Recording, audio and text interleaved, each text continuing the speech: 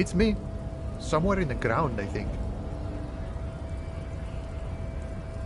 Gotta be bloody stupid or freaking evil to scam. Or I guess scared, maybe. But scared of what? Of who? Personally, I'd rather beg than scam. If the gentleman shouting on the street came begging, maybe they'd have gotten something. We've explained the matters, but they don't listen. This lot would be reasonable and go home if the big guy wasn't riling them up all the time.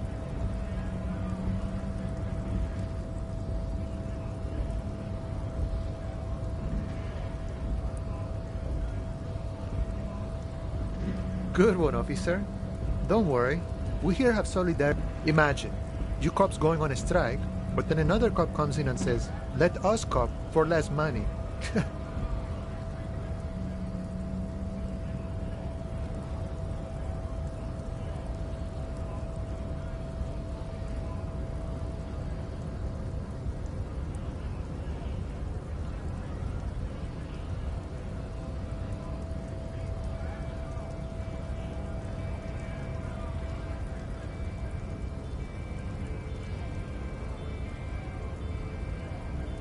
Speaking of, what brings the RCM here, to the wild north? Come to see the strife? Murder, huh? That sounds like a lot of hard work. You'd never see me investigating a murder.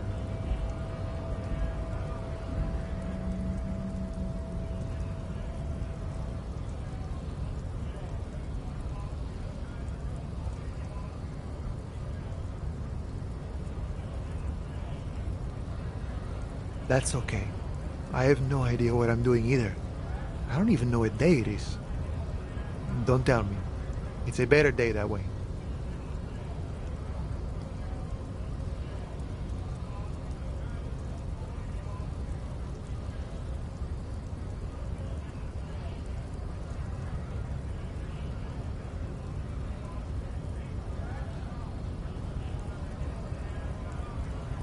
My friend, I respect the right to roam. The open range awaits.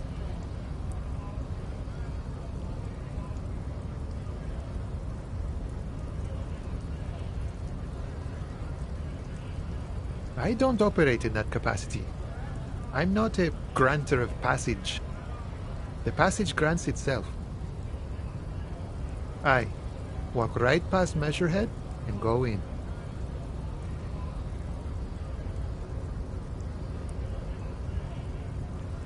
Yeah, the 2.5-meter tall Semini Supremus is there. Walk right past him. Then press the button to unlock the door.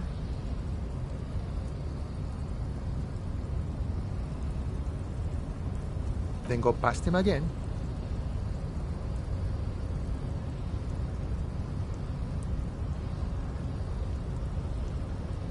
And you enter the arbor through the office. Está.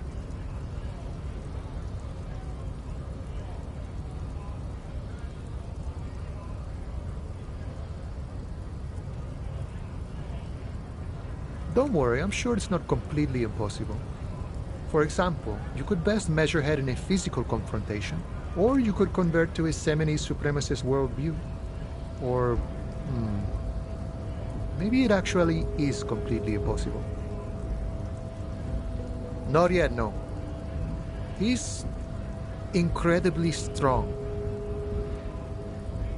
Jean-Luc himself would say the philosophy has proven overly heroic for the scabs to convert to. Not enough intuition. Sure. You know, serious business. I'm sure the big boss will be glad to tell you. You'll have to ask him first. He's a chatty guy. Wants to talk about the strike. Return once you've met the union boss and are on a better footing with the organization.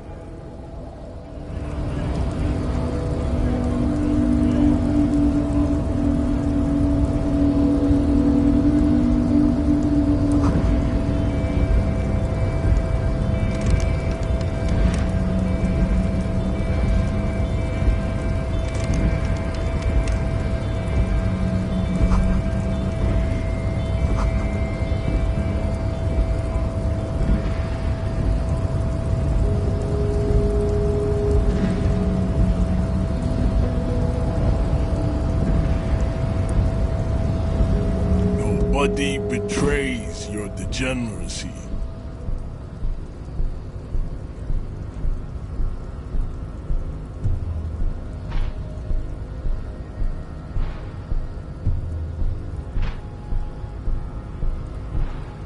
Yeah, Measurehead.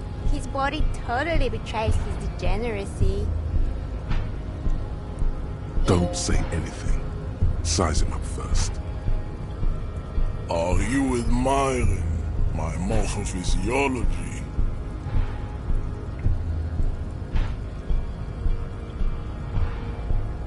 It must be frightening to stand in the shadow of this racial pinnacle.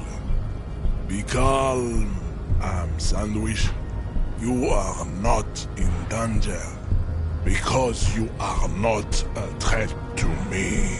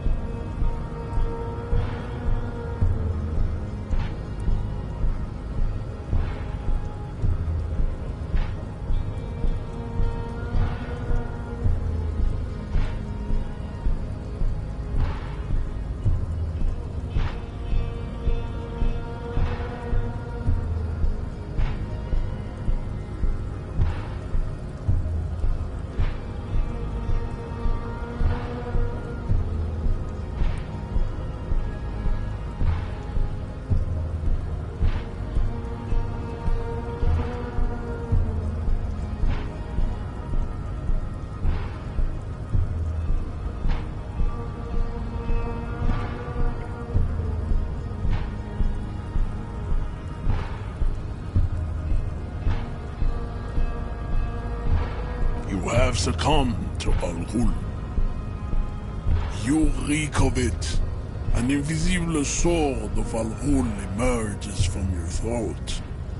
You cannot see it, but others can.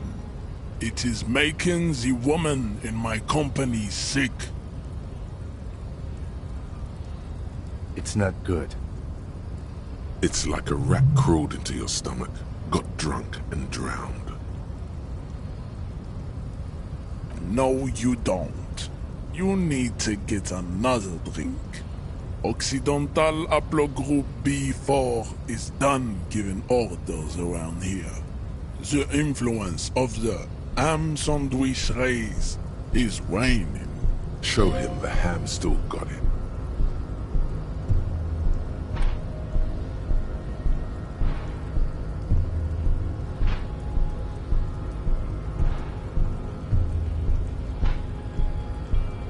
Willingly calling yourself a ham sandwich, how far the Occidental Haplogroup has fallen. You were once a noble and powerful race.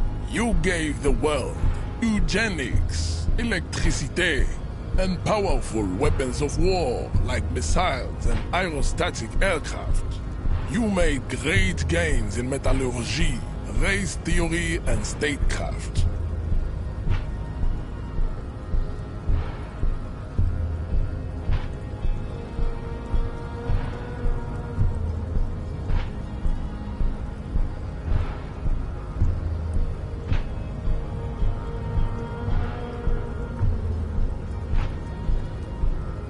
You dominated lesser cultures, like the deformed Hemians and the inexplicably potato-obsessed Quakers.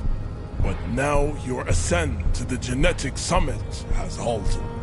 You are obsessed with sadness and with frivolous pop culture. You will be superseded. Isn't that right, babe?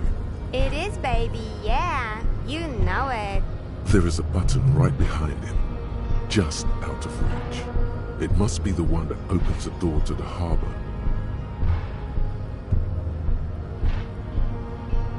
Enough with this begging. You should leave the stage of history with dignity by inviting the other races to a great world war. Bring your troops to the Seminine Islands and to Boogie Street, and we will pulverize you. When you are gone, we will build a museum for you. The walls will be lined with bottles of Al Ghul, your beloved beverage. Inside, we will store the odes to homosexuality you call art, and your microcephalic skulls. Go ahead. Don't be shy. Just ask for race secrets. Do not be naive. I know the answer to the great race enigma.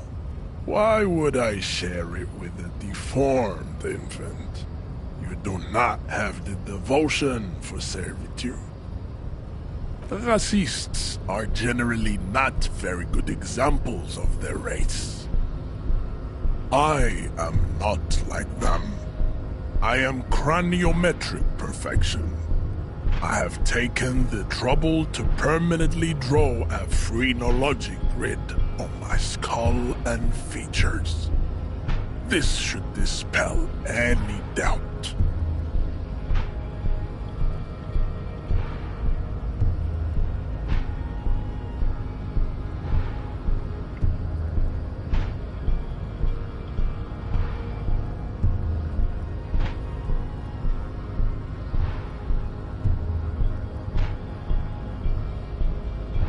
Correct.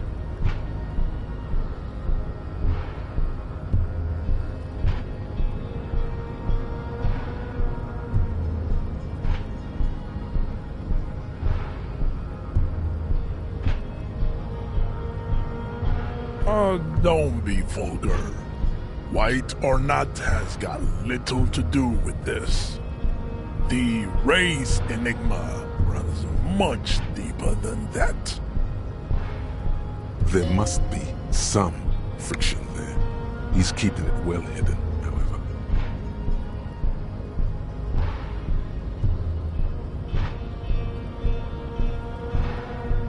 Mr. Clare is a man of vision and means. He has the will to confront polycultural capital, something your race, naivistic communists, never did. Also, to serve is noble. It takes discipline. Your petulant individualism has only contributed to your race failure. It is lax and moronic.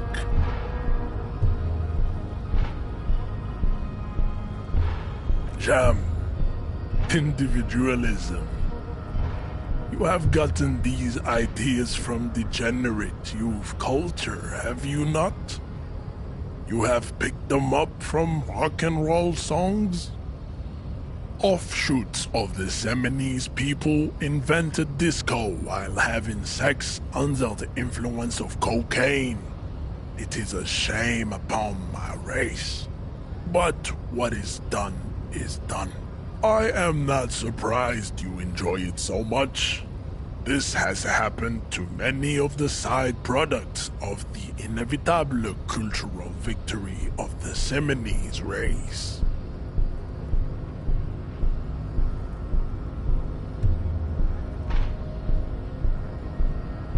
The South Island race, haplogroup A4A. We are the rightful masters of the Insulindian archipelago. We descend from the Areopagites of ancient Pericarnassus and arrived here 4,000 years ago. Millennia before you. We are the future.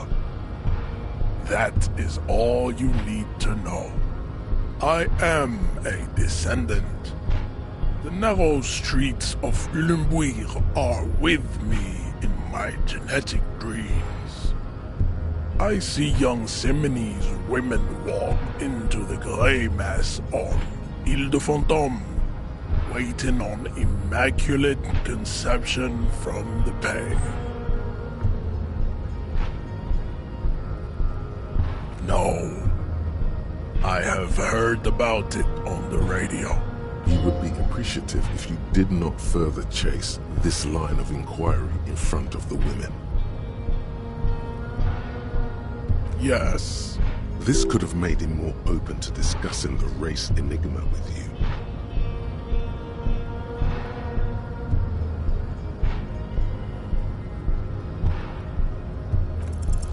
Ask what kind of races there are first. Classification is core to this stuff. Do you?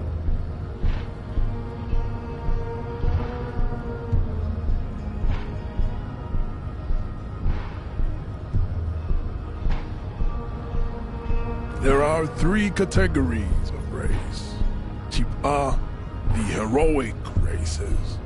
Type B, the servile races. And the vile CF race cauldron of pederasty. Which one do you need education on? Those are the Simonese, the Areopagite, and the Occidentals, excluding the Maun, of course. The Maun are riddled with eczema to the point where they find it impossible to smile. They are all lactose intolerant, a common result of inbreeding.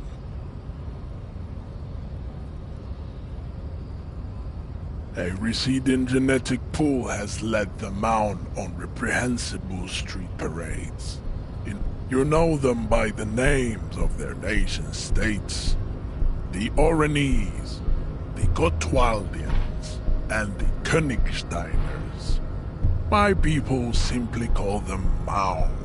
The Maun are proof that you can have too much Occidental racial purity and tassel-centric culture. Inbreeding has led to a lactose-intolerant subrace whom no one can take seriously. The Vespertines and Messenians of Vesper and Messina, the ancient Meteorans of Meteo by the golden Pisantic Sea, the Suren of Sur-la-Clé, and even the North Königsteiners, all have type A race propensities. The other large mondial civilization, the Mesk, are too yellow and oleaginous to count as a heroic race. True, they are violent and expansionist, but they have a glandular problem.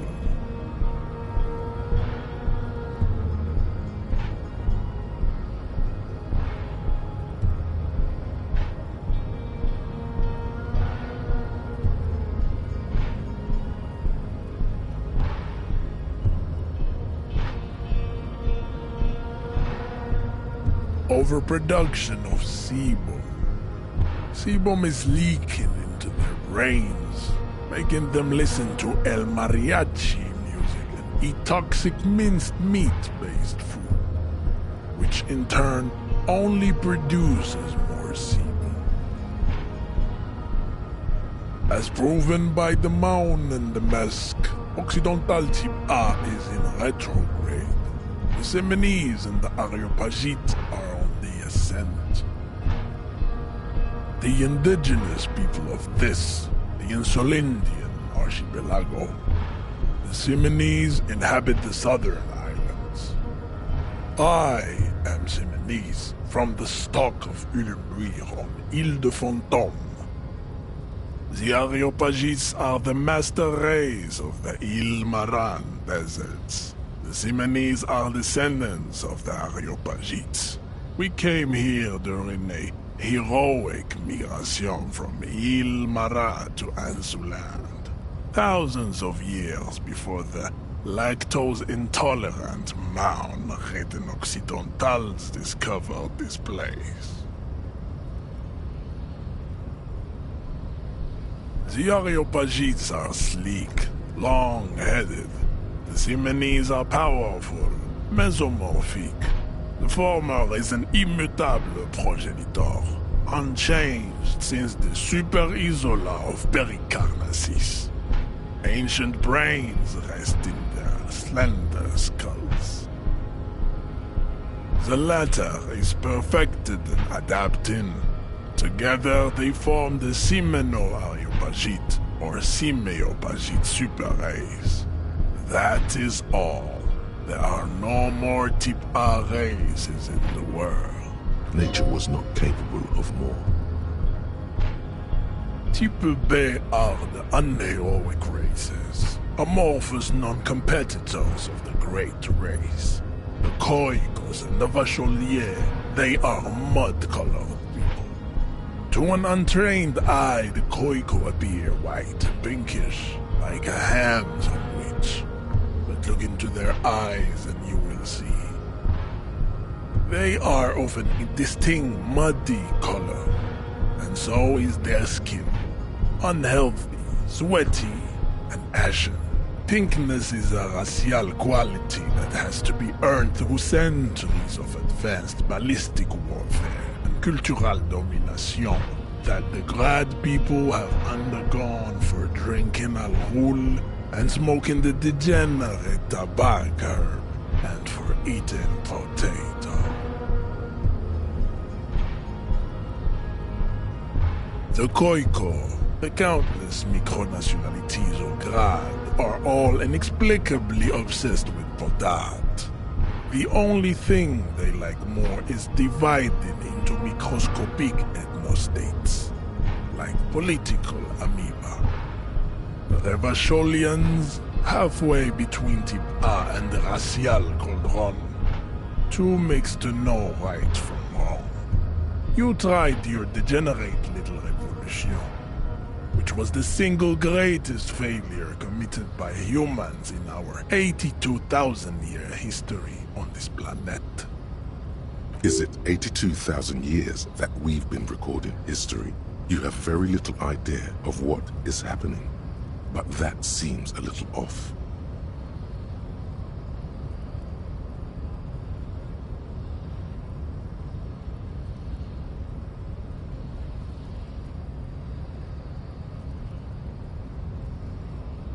The revolution came to Ravachol from Grad in Zaraz-ridden potato carts. It is literally an illness, a prion disease that leaves the parietal and frontal lobe ridden with holes. A soft, sponge-like mass of dementia, hallucination, and paranoia.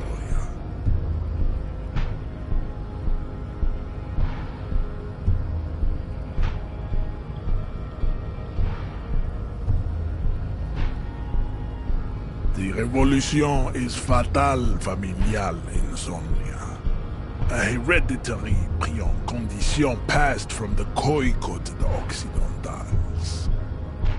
But not sexually, probably through trade roots and potate acid, the prime component of the potato plant.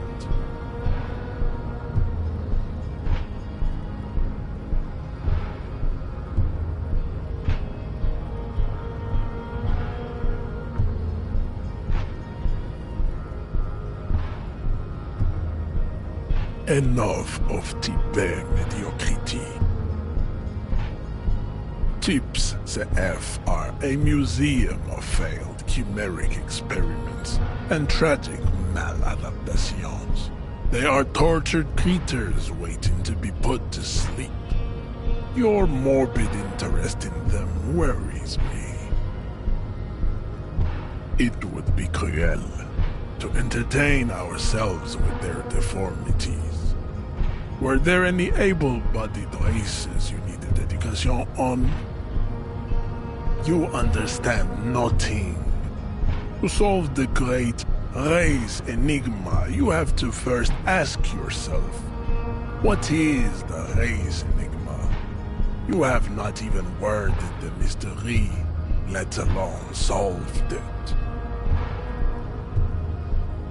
You need to internalize what you have heard here today, then return to me. This clarity does not come instantly. I cannot possibly imagine what else we have to discuss, Tibere Vacholian. I think this racist is better than the last, but the next racist will be the really good one. That will be the... He will grant us 3 wishes. Your pedomorphic friend has quick wits. A protruding occiput and an indented zygomatic bone. The lieutenant does not flinch. You should keep him close. The congenital defect of farsightedness does not render him a complete invalid. He still has the use of his mind.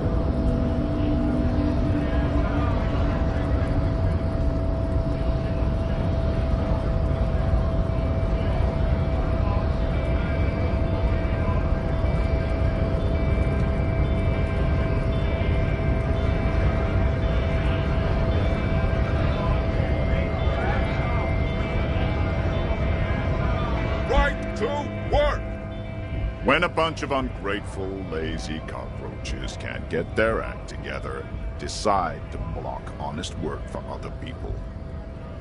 Beats me. They mumble nonsense about boardrooms and workers' rights, while we have the right to work! Not before you get in there and get your ass whooped. Learn by failure, I always say. He might have some advice, but you got to at least try to fight Measurehead first. Return if you fail.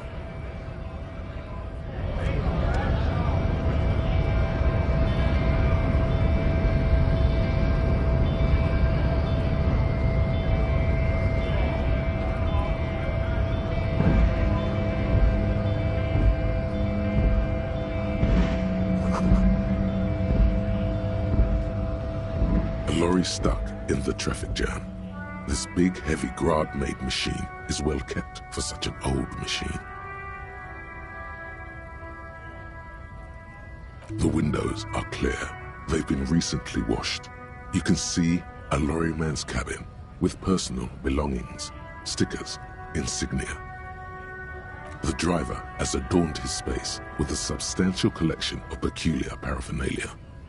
Proclamations about honor, strength, and purity are glued to various panels. The driver has adorned his space with a substantial collection of peculiar paraphernalia. Proclamations about honor, strength, and purity are glued to various panels.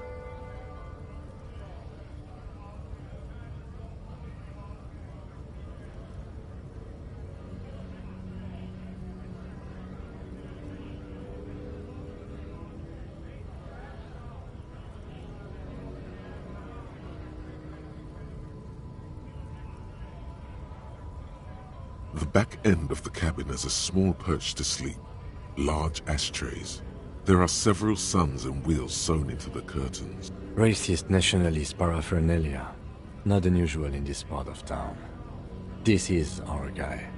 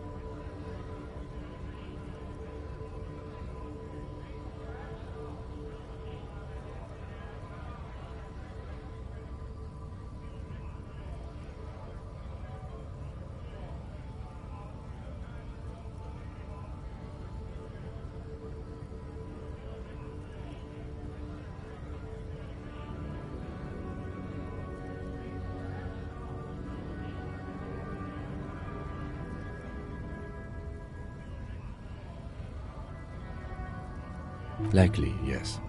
This guy's proud of who he is. Drapes it all over his machine.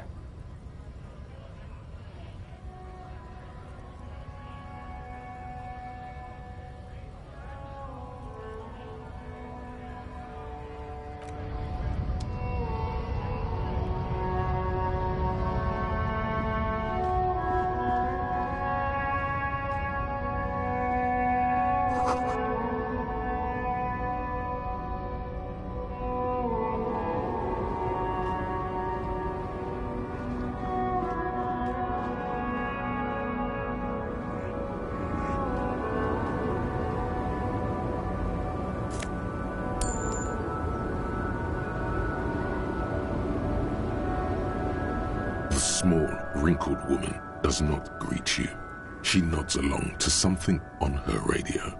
A photograph is clutched in her hands, and there is a warm smile on her face. It's the warmth of a winter night's fire. Maybe she could give you comfort and shelter, some cigarettes and food money. Maybe she's your... Nothing. Her smile just keeps widening. Her hair is grey like lead. No response wherever this woman is.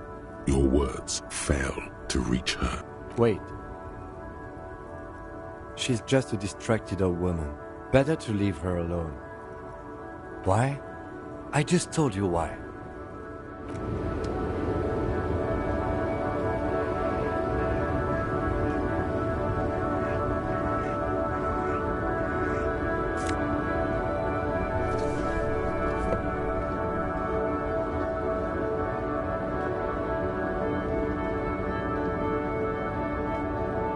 Old monument stands in the middle of the traffic island, pointing toward the sea. It looks as if it's been reassembled piece by piece, secured and mounted in the air with the aid of numerous ropes and rods.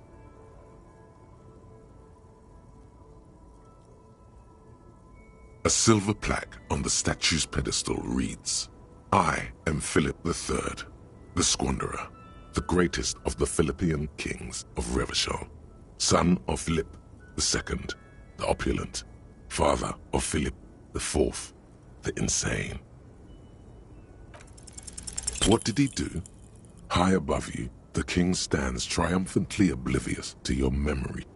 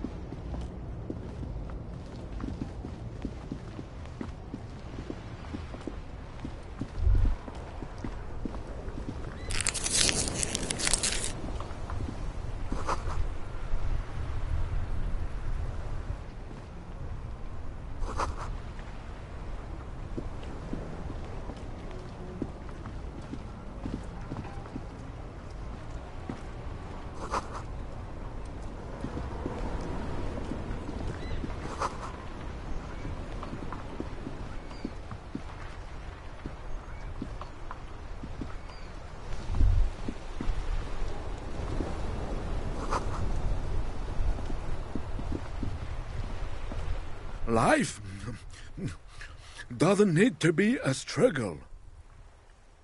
I'll be with you in a moment, officer. Let me just finish my sandwich. Talk to angry old René first.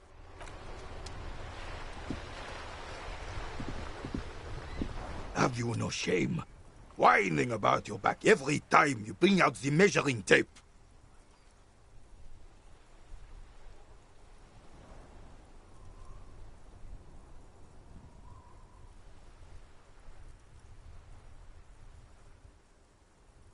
René, you're a man with a fork in a world of soup.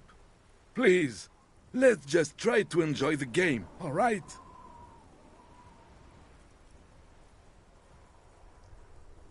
I'm trying to, but you keep breaking my concentration.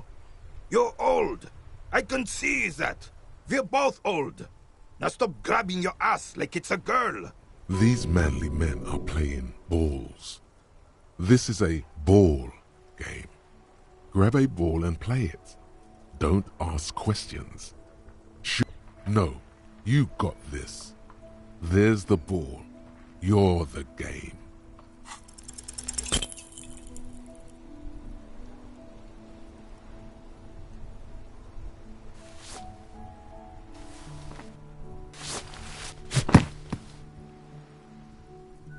This felt wrong.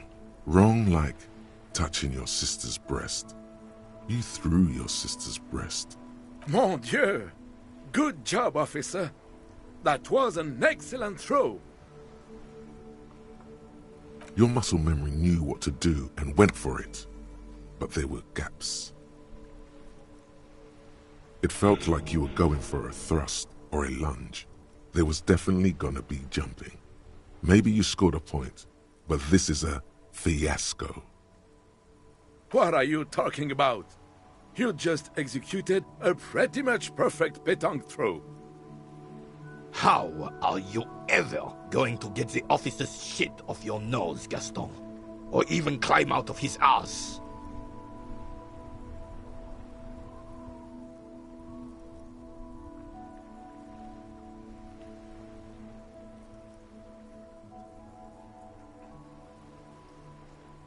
The man in the uniform says nothing. His gaze is fixed on the horizon. His merry partner is staring at the ground like he's trying to see right through to the other side. The lieutenant is looking at you. His face is expressionless. Unfortunately, I don't. Unlike most of the locals, I have no qualms about assisting law enforcement. But this affair has passed me by completely. In Martinez, the union is the law, so can you really blame them? Cop is a pejorative term. I don't have a problem with policemen. On the contrary, I admire the effort to bring order to our streets. If I knew, I would not be afraid to tell you. I simply don't. I'm an old man, not a coward. The daily business of the riffraff no longer concerns me. This is a man with a lot of past, but little present, and almost no future.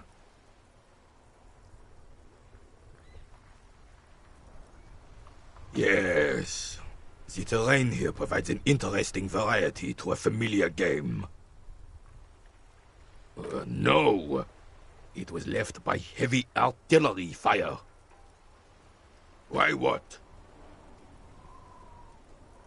Because that's what happens when communards hijack your country, execute your supreme leadership, and turn your capital into a slaughterhouse. You use heavy ordnance to clean up your home. Sadly, no. It was the foreigners who brought them to their knees. We fought valiantly. Too valiantly. So valiantly we got licked. Should have fought dirty, like they did with their suicide sex cult propaganda and mad anarchist women strapped to shrapnel bombs. We didn't though, and we lacked caliber. God bless him, but the suzerain's cannons simply weren't big enough. Because this place is a damn beachhead. Had to soften the commies up first. Yes, the military coordinated amphibious landing to take back Revachol. He finds your lack of historic knowledge troubling, a sign of mental deterioration in the preceding generations. Martinez was used as one of the 3 footholds in Revachol during Operation Deathblow in '08. The other 2 are off in Stella Maris and the Delta. This here is Blood Ground, where Coalition boots first made landfall and cleaned those rabid dogs out. Most likely, we're playing pétanque on their mangled corpses. Blood ground. You got old René going there. Like he isn't hungry enough already.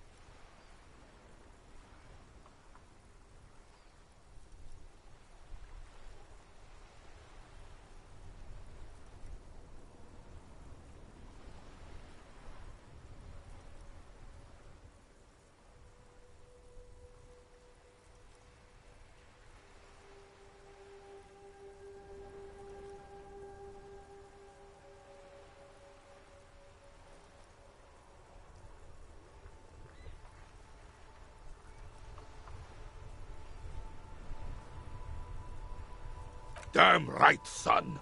They laid the fire of hell on this city before they stormed it. And it worked, too.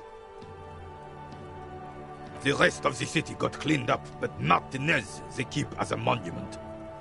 And now the Union Socialists are practically running the place.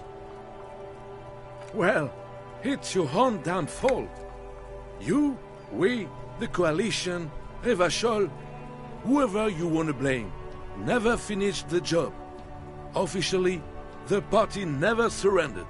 Of course they still hold influence. You don't even begin to truly understand the players at the table, let alone the specific circumstances surrounding the... What do you think? Thinking men have opinions on these things. Present one.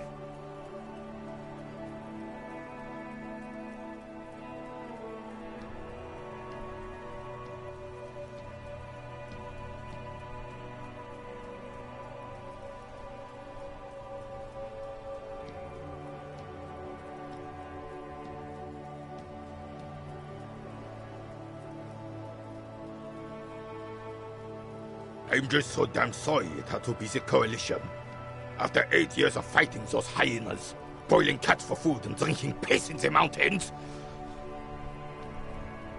I would have preferred if the Right Honorable King Guillaume returned through Revachol, or even if that damn clan Frissel had risen from the grave and led us. Sadly, This royal failure weighs heavily on him. instead, all that is just, holy, and beautiful in the world was wiped away, and now it's neon signs with toothpaste ads everywhere. Foreign influence peddling garbage and stupid music on the radio. This is just what the commies wanted. This was the plan all along. This is what they wanted to replace the role of the suzerain with. Damn Frissel. He was a king we couldn't protect. The Carabineers failed him, and the crown. He died in the hands of the Hyperlay, in a very public execution. A true king in both blood and mind led Revachol before Frissel. He would have been better, but the damn commies drove him into exile. The suzerain is the king! Has everyone forgotten already? They've forgotten already. Soon, they will forget everything. Him too. Then he chooses anger over melancholy. We took our last stand against the fire. On his steed. Who emptied the treasury so he could sleep on a bed of gold. Someone who knows how to rule.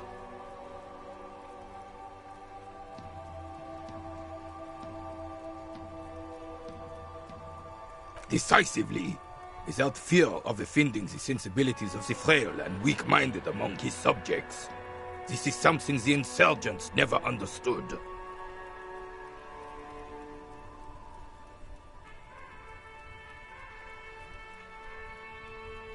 A nation is only as strong as its leader. That's why it was such madness to try to... Don't get started on that again.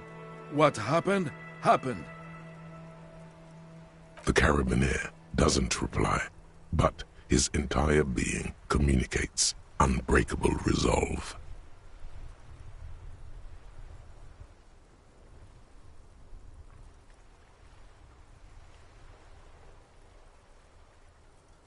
Oh, old Philip was a big fan of the purple nose candy the nobility loved so much. A cocaine connoisseur of sorts. His egocentricity is borderline legendary. You can't even take responsibility for yourself. How could you fathom the responsibility weighing on the shoulders of a ruler? That's why the Philippian kings use cocaine, for clarity of vision, to aid in their work. Regnum cocainum, Revishal's finest years. Of course. Clarity of vision. Awareness. Philip III was even brought into this world with the help of cocaine. The court made him administer the dose to his mother when she was in labor, and it is well known that with the help of cocaine, only the purest, of course, he was able to connect with higher realms. Higher realms. Of course, it all makes sense.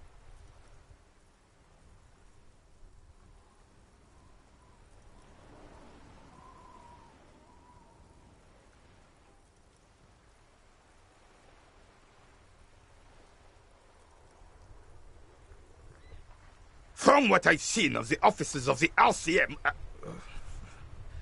but I don't want to get into a debate about drug policies. Right.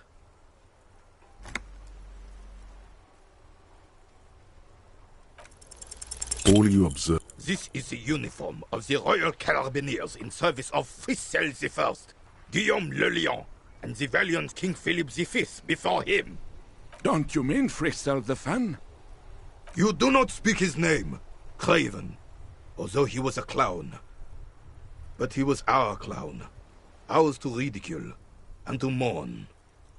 There's something you missed. You'll get to it. Don't worry.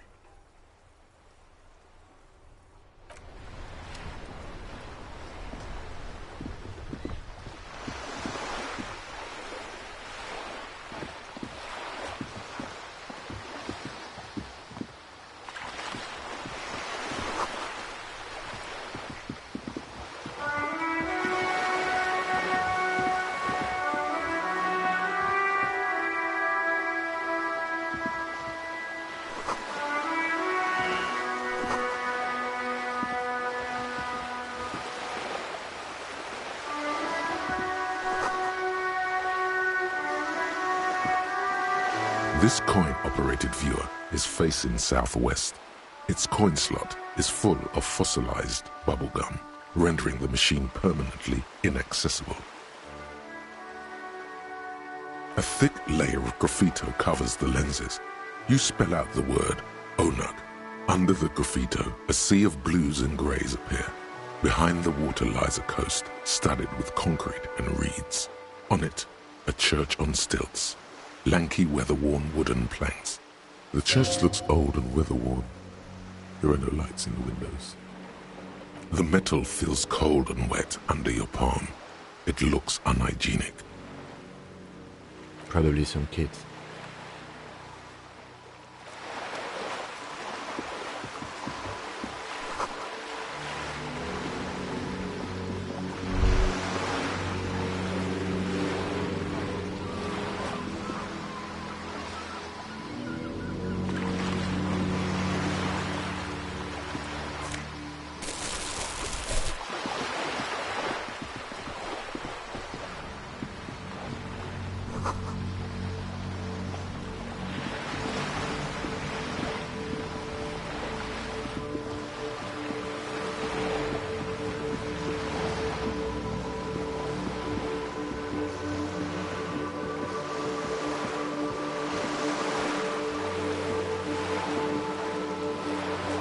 This coin-operated viewer is facing south.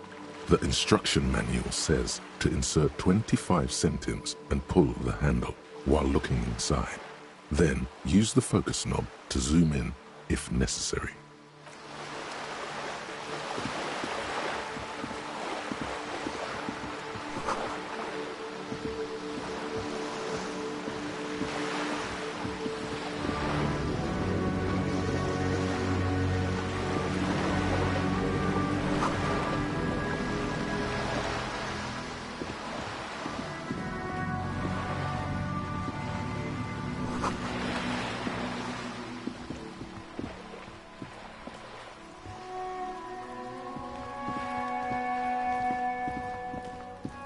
This is a wall on the side of an apartment building. You have no clue. So many walls.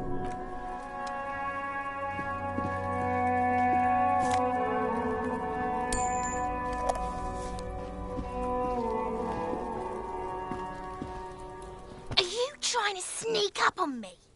Come to slit my throat in my sleep? Pig's come to take me out? Trying to snuff me out? Don't get fucking clever with me, pig. You think you're so clever.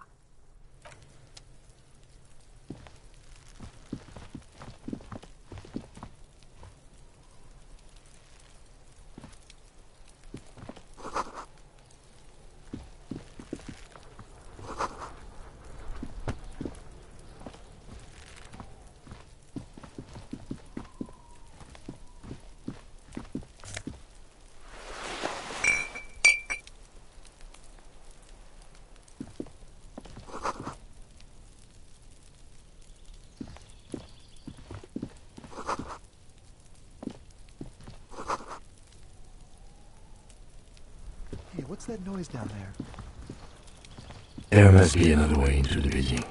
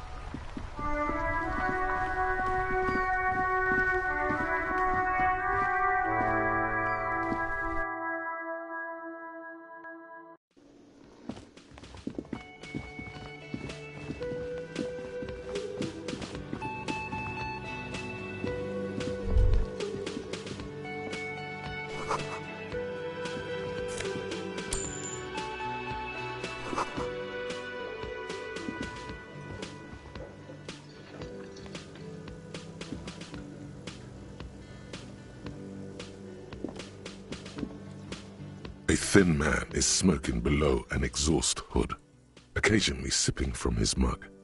This must be the Whirling's cook. As you step in, he nods toward the table and says something in a completely foreign language. The only words you can make out are Garancy and Quebec. It must be his name. Garancy. Garancy Quebec. Sounds representative. The man puts his cup down and replies something.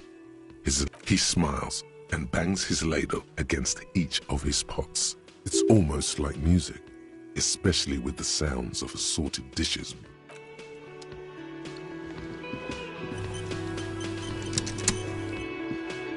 You see a heavy steel door with a prominent dimple lock. It's painted blue. You immediately feel drawn to the color. Blue is for mystery. You do? It's a door in the back of the kitchen. Why do you care where it leads? It is quite pretty. I suppose we could look into it as a side investigation. Gart is the person to ask about this, the cafeteria manager. The cobalt blue surface feels rough to touch. The stainless steel door is flush with its frame on every side.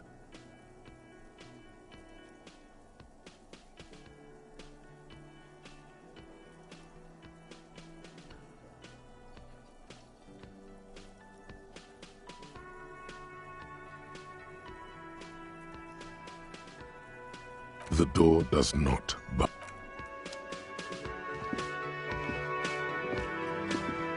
The man ponders his cooking utensils and gives you a little nod. He looks up at you, then looks away quickly, shrugging and muttering something to himself. Shrugging is an international sign for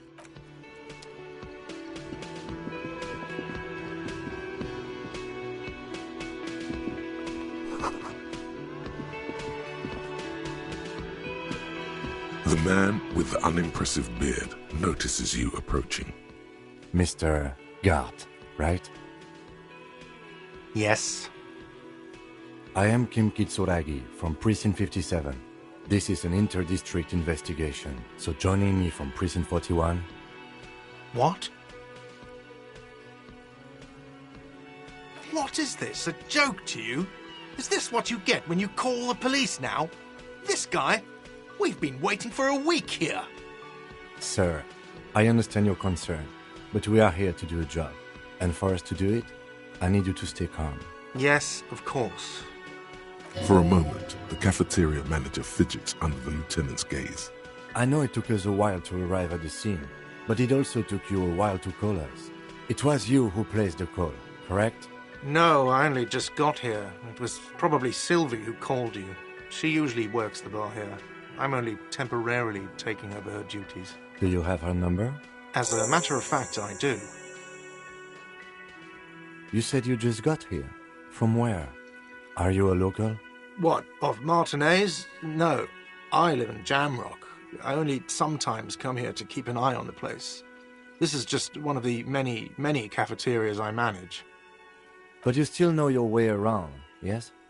In case we need directions. Yes, I know where some things are, but as I said, I don't live here. I just used to work here. And I'm not going to start working here again, if that's what you think. I didn't imply that. Detective.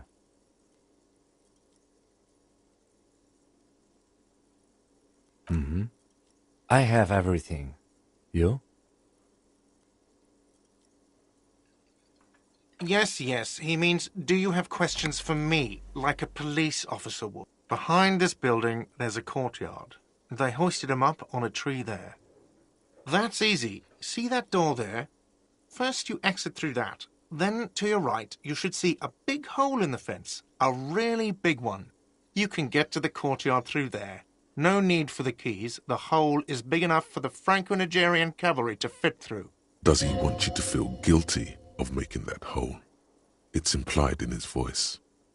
She went away because none of your business. Does she? Maybe she does. Maybe she pertains to the apocalypse. Sylvie is not here because I asked for her number. The dead body out back didn't help either, but it was mostly me. I hope you appreciate that.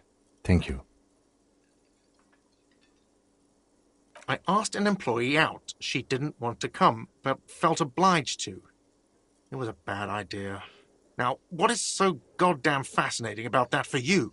It's got nothing to do with the lynching.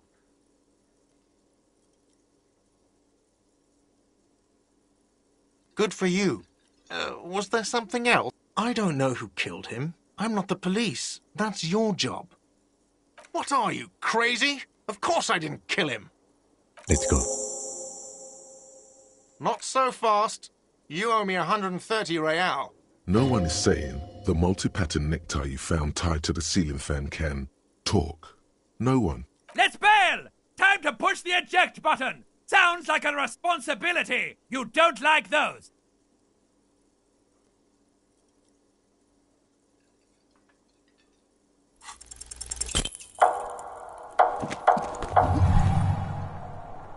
One moment you're running like the wind, then you've suddenly turned around and are giving him the finger, furiously, with both hands.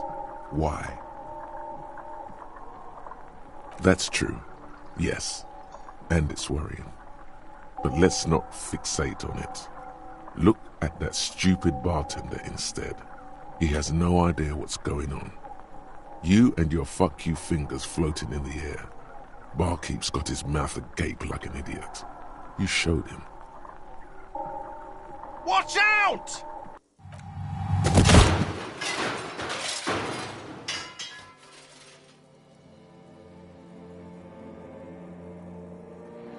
Everything goes dark. Back so soon.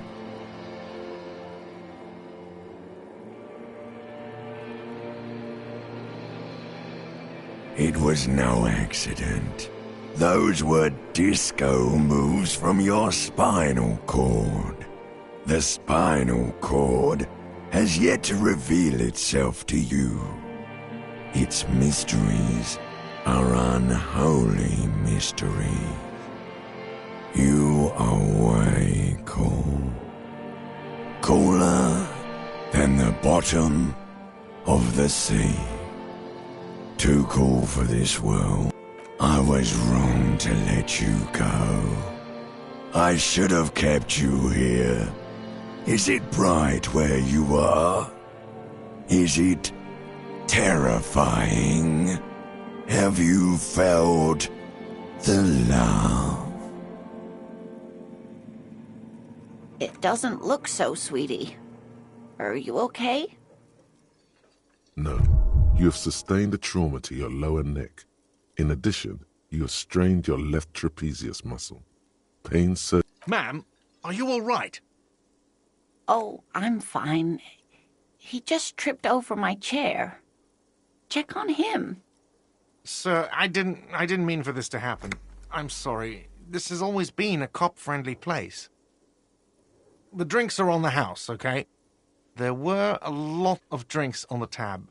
I still have to charge you for 3 nights and the broken window, though.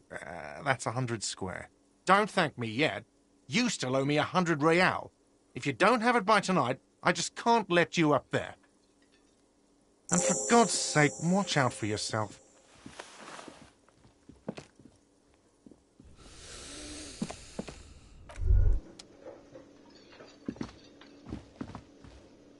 By the way, where is home?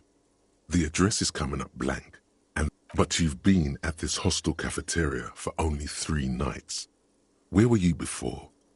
You don't really know, do you? South, maybe. Doesn't sound like somewhere you can stay if you run out of money. You can try. Run some addresses in your head when you get the time.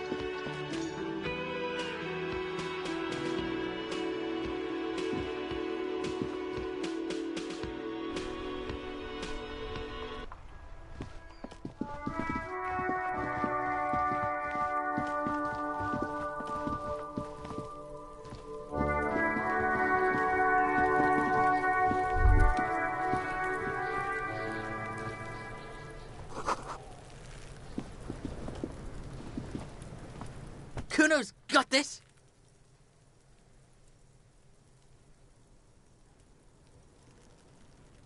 If there ever was such a thing as an ugly kid, then this is it. He's almost exquisite in his ugliness, like a gremlin. Oh yeah, nappa gumpy, Kuno!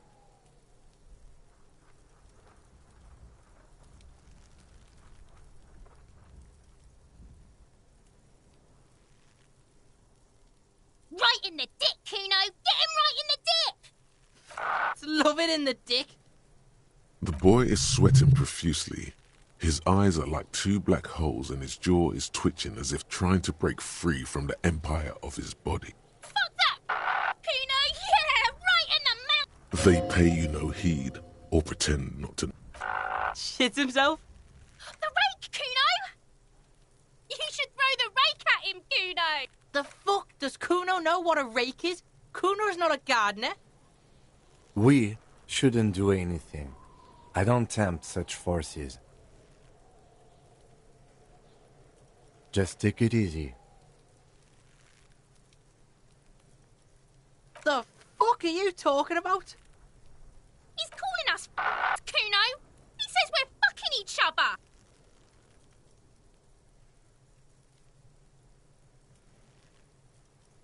Alright, entertain the Kuno. Shitload pig. What's your question? Don't tell the pig shit, Kuno! This is where you quickly ask him questions. Kuno's fuck gimp. Kuno uses the fuck gimp for target practice. He could have just said he doesn't know. Kuno knows shit. Kuno's not a snitch. That's all. Trying to make Kuno sing into the popo phone. Probably climbed. Kuno was busy down the road when that shit went down. You heard Kuno. Kuno wasn't even in Martinez. Kuno wasn't in Revachol. I don't know. Some fucking... Mesk or I don't know. Some other place. Night City. Kuno was in fucking Night City.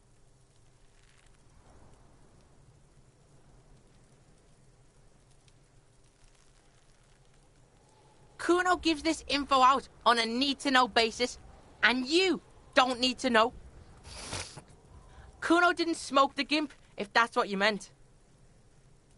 Just a couple of pigs sniffing around in the dirt. That seems pretty fucking suspicious to Kuno.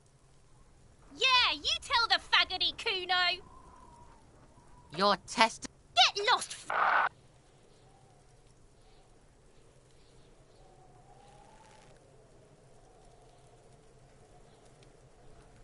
Right, pig.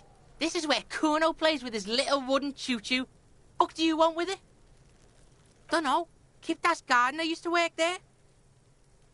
Yeah, that's what Kuno said. She couldn't handle the heat, so she took off. Kuno can take it. Shit's nothing to Kuno. Look it up in the library. Kuno's not a fucking dictionary. Fucking small brain.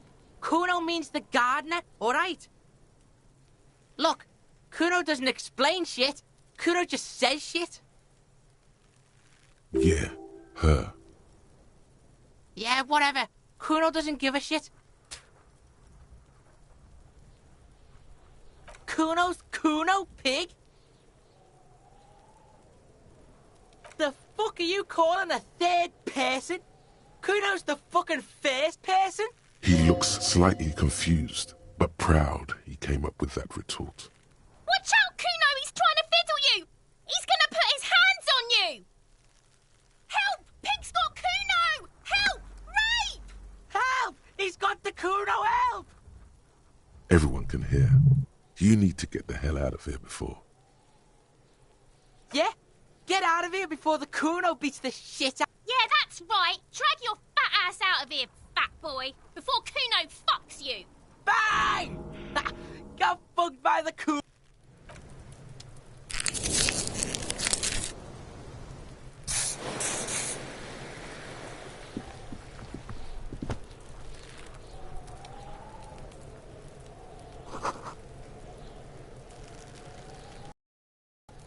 The corpse looks at you with bulging white eyes.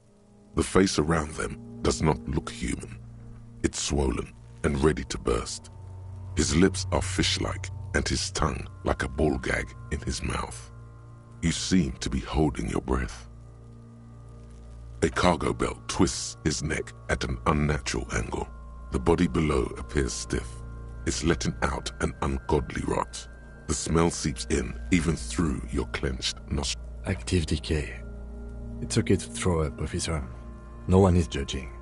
He's about to blow! Cop's gonna blow, Kuno!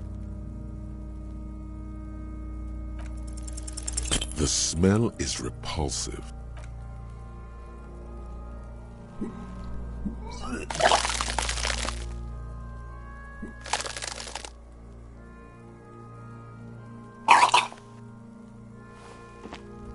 Too late. It's impossible to keep in. Your body curls and pushes it out, until a pool of vomit lies under your feet. Keep it. The hangover is clearly making this worse for you. You could use some ammonia to clear your head. If you can handle the headache. Some officers use it to deal with cadaverine odor. I can't handle the headache. It's more likely he can handle the smell, unlike you. That young woman, the gardener, mentioned she used salts for the smell. If she doesn't have any, there might be some in the fridge store nearby. Acquiring ammonia will provide a modifier to the white check. Modifiers make checks easier and allow you to retry them. Active decay. It's okay to throw up, officer. No one is judging. He's about to blow! Cop's gonna blow, Kuno!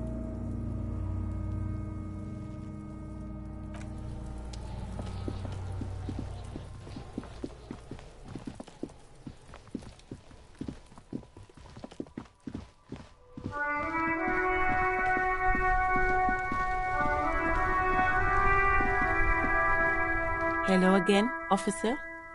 Sure, I'm done with them. Go easy on that stuff. It gave me a terrible headache.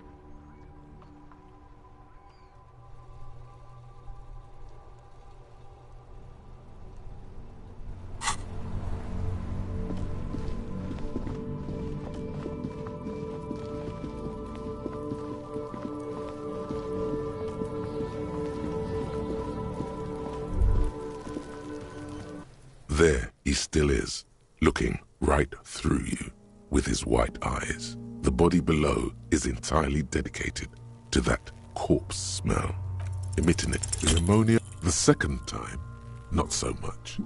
When the vomiting is done, your cheeks are wet with tears.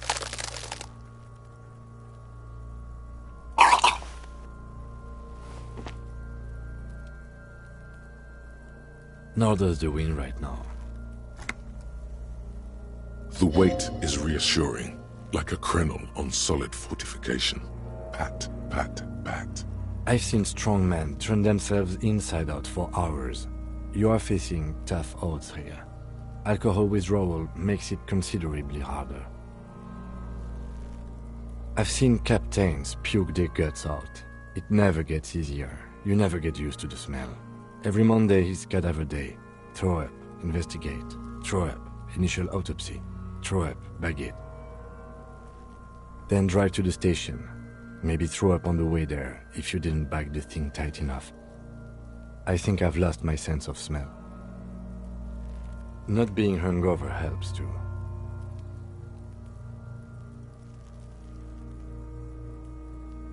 That's probably a good idea. Clear our heads. But before we can do that, you need to get your shit together.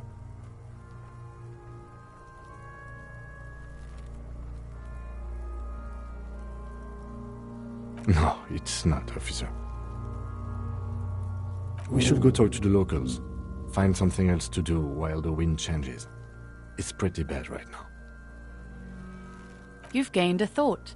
When this dialogue is over, go to your thought cabinet and internalize it for special bonuses and... Give it half an hour. Get yourself together. Then active decay. It's okay to throw up, officer. No one is judging. He's about to blow! Cock's gonna blow, Kuno!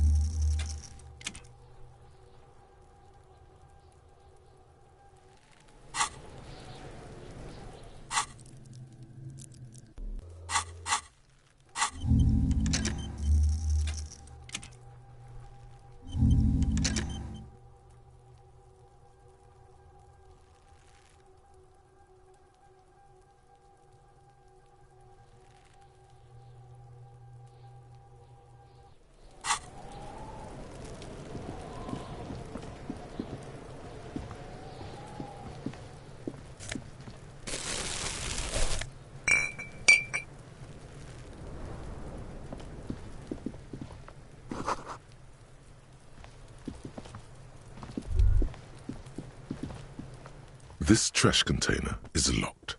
There's something in there, not necessarily connected to the case. Well, it is a container. Maybe you're prioritizing it. Trash? Food waste from the cafeteria? They lock these containers to keep the derelicts from flocking in. Could be evidence too. What do you mean, feel? I agree. We should get someone from the remote viewers division here. All the detectives from all the precincts who experience extrasensory perception go to the remote viewers division. It's remarkable how he can keep a straight face. Take note. The lieutenant is well versed in deadpanning. Many of the things he says could be meant in jest. No, because they don't exist. There isn't, but we should still access this container. We could try using a pry bar, the one you took from my motor carriage, or we could ask for a key from the manager of the Whirling in Rags. He probably has one.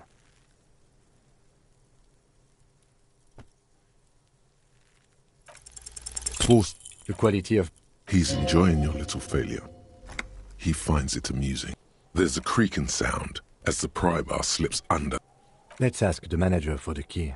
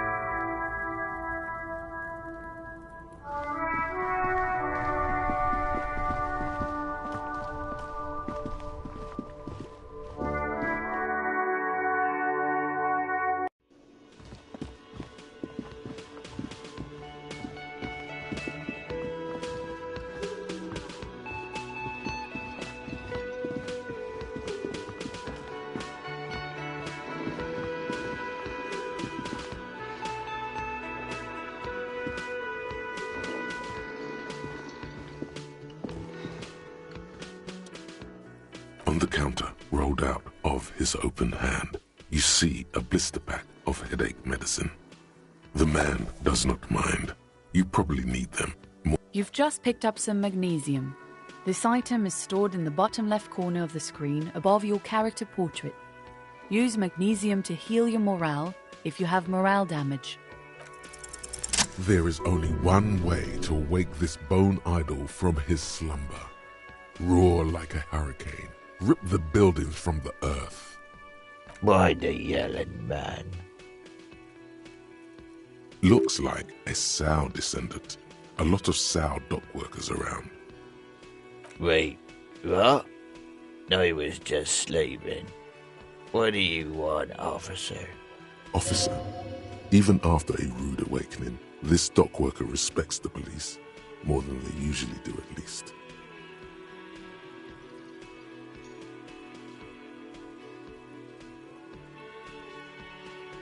We are the workers, the union. We know. Okay, I guess there's also Everard. He's in charge of the union. He's smart, knows how to do. Indeed. Help yourself to some. Wait, no. Yeah, what about it? You know, people die here every day. Someone's found in a ditch, another one falls in a manhole, a third one gets eaten by stray dogs. If someone has decided to die on top of a tree, then how is it my concern? I can tell you this. Trouble's ahead. You heard what I said. Draw your own conclusions. That's all I know. The lieutenant gives you a little nod, then makes a note in his blue notebook. So union people think he was a killer, he thinks. Even Sleepy Hair. That's the name of my employer. I work in logistics. He doesn't sound too enthusiastic about this. Logistics? No. It's a nightmare. Nate got it. Majoret's got it. He's guarding the gate. I'm just getting some. Thank God, no. The worker stares at you, his eyes dry from sleep. A web of wrinkles covers his tanned forehead. I don't know what you're talking about, kind sir, but when I'm out, then I'm really out. No corpses, no mausoleums, just quality time. A little me time in the abyssal pelagic zone.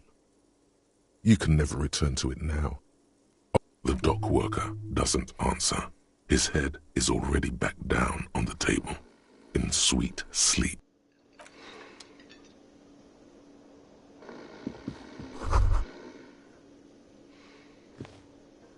That sugary black rum stain on the counter makes you teary-eyed with joy. It's almost touching how syrupy and sticky it is. How long have you been up already? Sweet Lord, a whole hour. And you haven't thought about rum and lemonade in all that time? You've truly extinguished all trace of yourself. Maybe you haven't turned out well for your drinking. Have you thought about that? Get a goddamn rum and lemonade into yourself, boy. Or better yet, lick that stain off the counter. What happened, man? You used to be cool. Go get your boring normal person drink then. Get your drink on and your act together.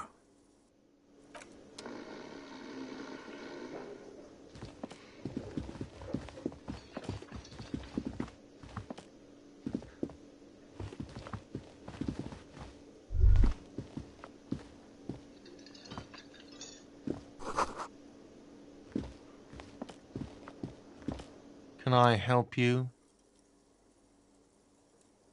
Mine? No, it belongs to the Whirling in Rags. Thank you for clearing that up. Why do you keep the container locked? Why? To keep the hobos and drunks out. That's why.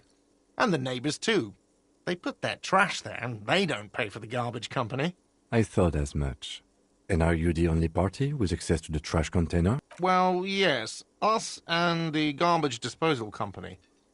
It seems a little callous, doesn't it? Something stirs in you. Prod at him and find out.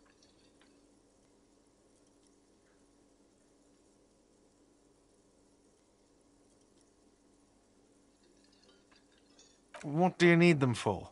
It concerns the case. Please cooperate. Just bring them back once you're done, please.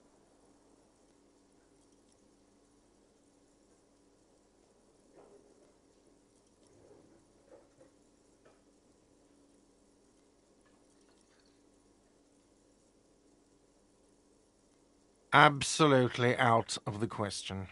Absolutely in the question. First we find a sad... Your body is ready, sire. What thing? Yes, no... They come here in the evenings. Dumb, unruly types. Think they're big shit. But they're good customers. They place big orders. He hates the Union, but grudgingly recognizes its power over him. So he's directing his... I don't. I'm simply providing a service, or really facilitating the offering of services to paying customers, and it doesn't matter. I don't have to explain myself to you.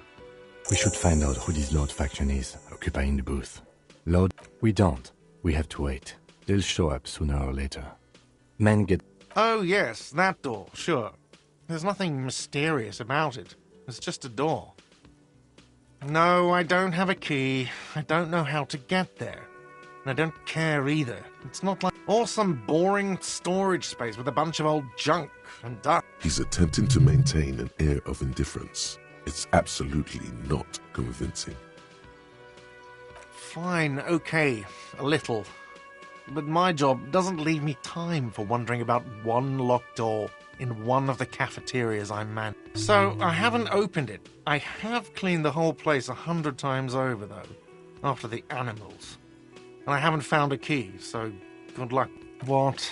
By the way, you should come back to this thing-based questionnaire if you see anything Another thing. Great.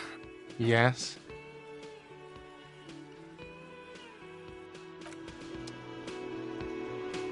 Can I help you? Do I have a shake? He sounds irritated. Am I wearing a little bow tie? Am I wearing a bow tie and doing this? Am I smiling? Do you see me smiling and shaking my little shaker? No.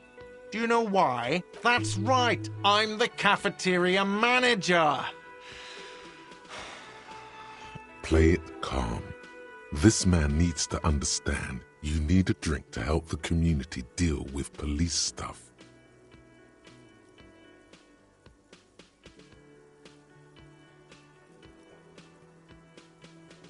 Oh, well, in that case, let me pour you a nice, big, refreshing marinella. Do you want that out of a glass or a pineapple? Don't be an imbecile. I'm not going to serve you a marinella. I have work to do and broken things to fix.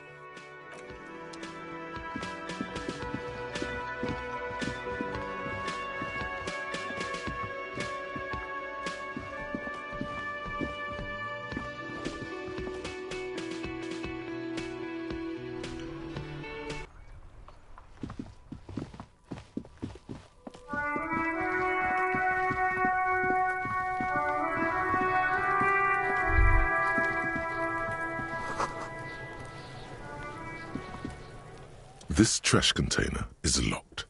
The sliding lid, with a well-oiled crack, the lock pops open.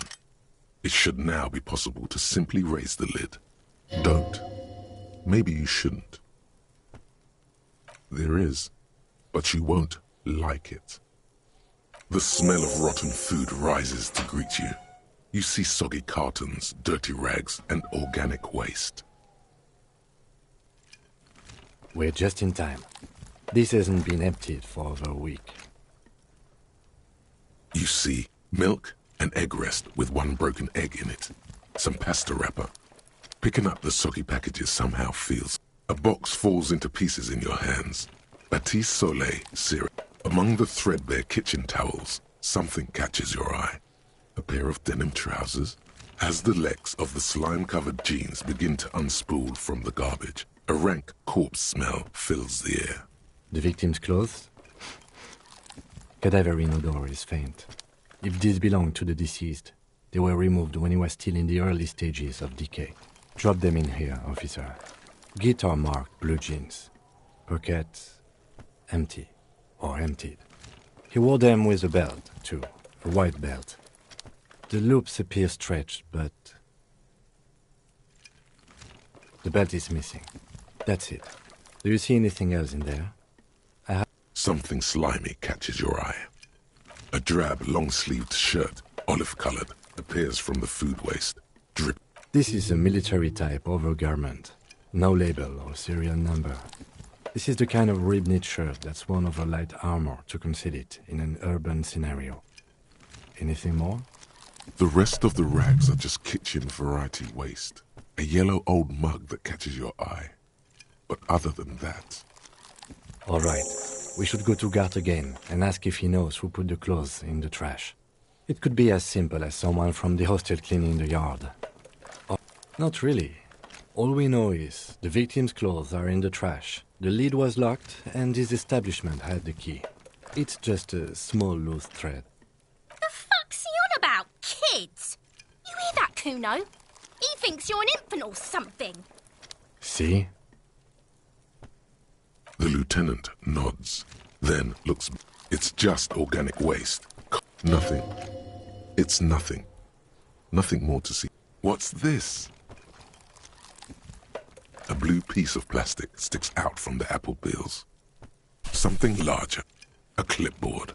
A blue plastic clipboard with moist papers hanging from it. They look badly damaged, but you can still make out forms and notes, written in a man's handwriting. Officer, is that your paperwork?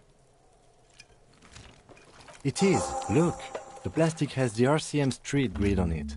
You've even got an autopsy form in there. If you don't mind me asking, how did this get in the trash?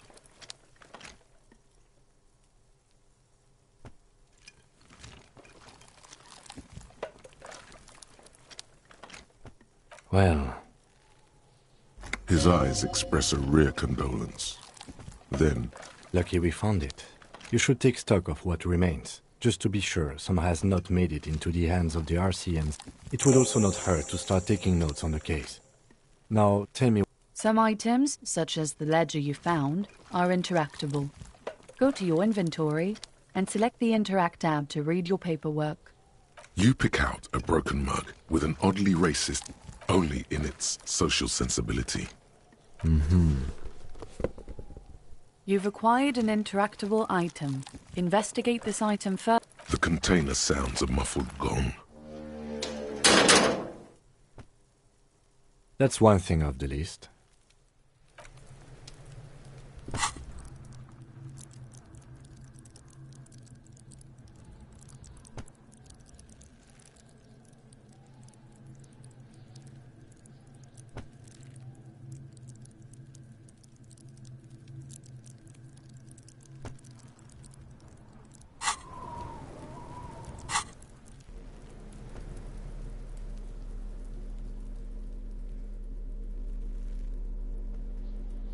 It's the ledger you found in the trash. A pitiful cabbage of white and yellow papers. There's a piece of toilet paper. Or is it cleaning tissue? No, it's a metaphor for you. Below the pathetics? Terror. Do not look into its blue heart. It's just toilet paper sticking to the back of the plastic clipboard. You can take it off if you want. If you want it to be kitchen tissue, it can be kitchen tissue. It's not, though. It's toilet paper. Cool toilet paper. I mean kitchen tissue. It says, everyone look at me and my kitchen tissue covered cop ledger. I don't care.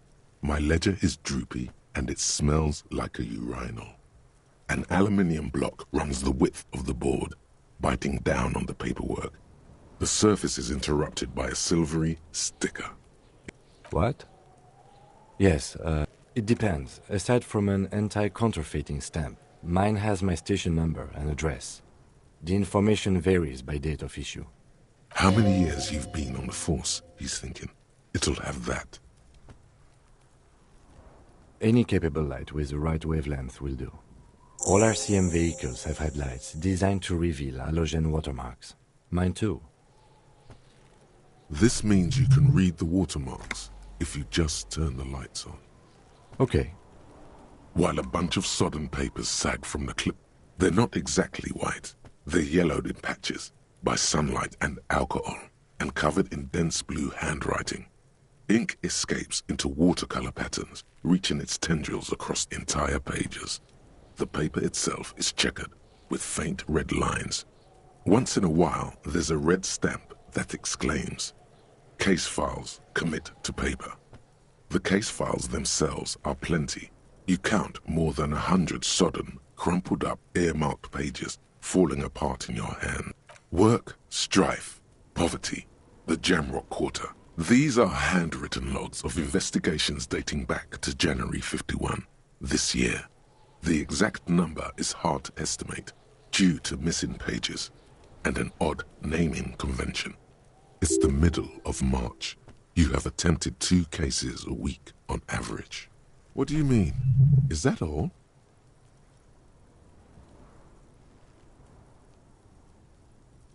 There is, for precisely one more. Sadly, the ledger only comes with an old, worn-down lead pencil. The lieutenant looks at his blue notebook. 2 fat, shiny pens hang from the binder, like large-caliber bullets on an ammo belt. It's downright incriminating. He has little choice but to give you one, although he really does not want to. He is not really saying anything, just standing there, looking at them. Know that I give this to you with resentment. The tasks you've completed flow out of the blue oblong pen in a brash freehand uncannily similar to the rest of the letters. The wording comes easily. It's almost robotically simple. A language developed for mental rigor and simplicity. Inspect the victim's body. Interview the cafeteria manager. It's not exactly poetry, but poetry would be out of place. A satisfying slash sounds across the paper. You're done, it seems to say. And you, and you. Things to be done and things already done. The composition of reality. This is an extremely useful tool for a detective of the citizens' militia. Now all that remains is to name the case. No, actually. Any ideas?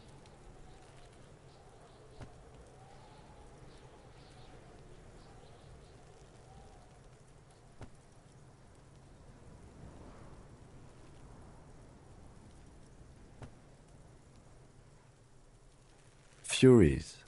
Yes, well, I don't know. I have to be honest, I'm not experiencing the internal strife that refers to. And also, could you make it less poetic somehow? Just a normal case name, you know? Think.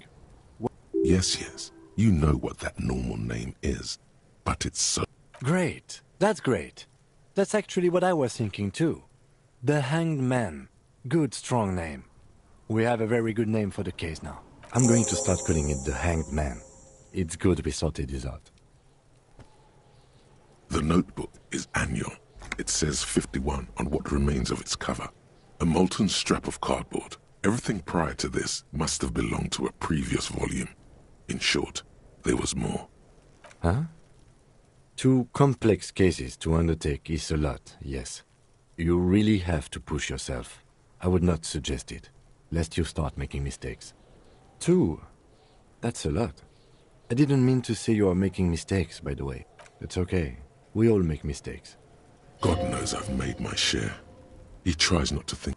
Like a fan of gills, the checkered papers dry in your hand. The hand... Yes, it appears you employ a, shall we say, robust yet literary system. Each investigation has its case number written on the margins. Yet, still more tellingly, most are accompanied by a name, a title, one might say even. One that draws inspiration from snoop fiction. And yes, all caps. One is called The Next World Mural. Another, The Square Bullet Hole Murders. Another yet, The Unsolvable Case. Others appear more light-hearted. The guy's on a couch in an It's going to take an effort to piece these case files together, but it can be done. Yes, how very childish of you. In your and my defense, almost everyone in the RCM It's a holdover from the early days of the RCM, right after the revolution, when the organization had little idea how to do things. Again, in your defense, I seem to have named one, the man with the hole in his head. That was a real person. His death was real. I pray his loved ones never find out. Rail spiked through the head. He died. It was... You don't exactly close them so much as this. It's proving to be harder than expected. You just don't have the intellectual rigor to patch the quilt back together. Arson, petty theft. You don't exactly close them. In the back, you see thin, translucent copy paper. Then rip them from the binder and hand them out, according to type of form.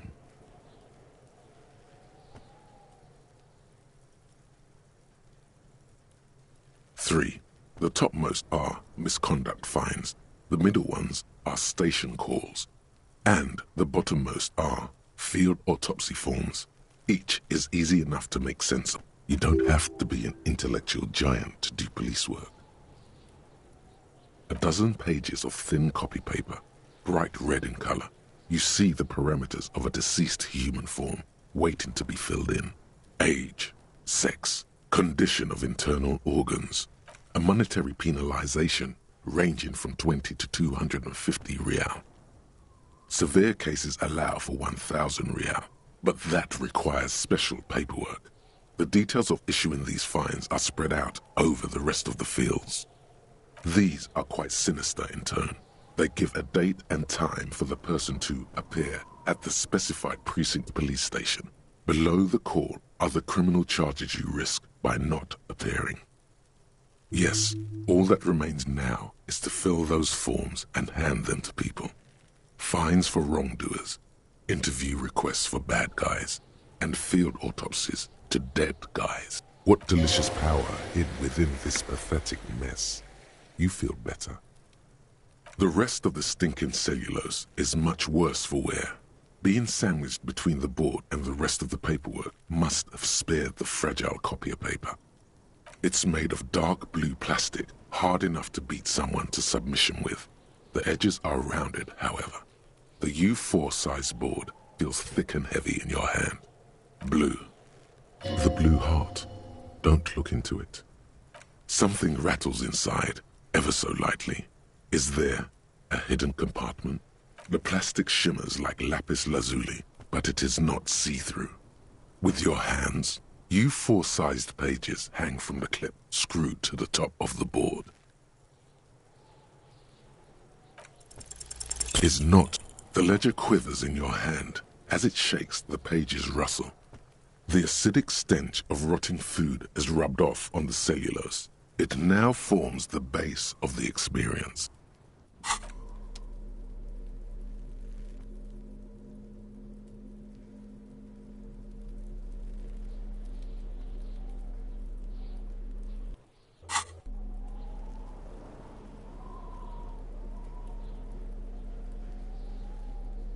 It's just a racist mug. What's there to read here? Not much. Oh boy, here we go. What are you going to say about a broken, tossed-away mug that you dug out of the garbage? But it was in the trash. Why not just call it out when you see it? It's the...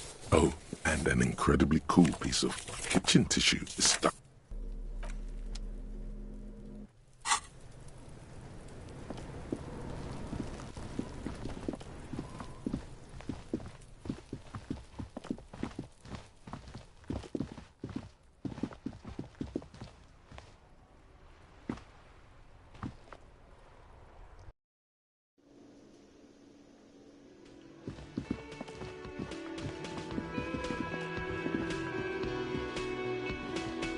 Can I help you? Thanks. I hope you found what you were looking for. How strange. I certainly didn't put them there. I think fugue states are more your forte, officer. Sylvie had the keys before I got here, and I can vouch for her. I can vouch for all my stuff. The trash collection service, CS Municipal.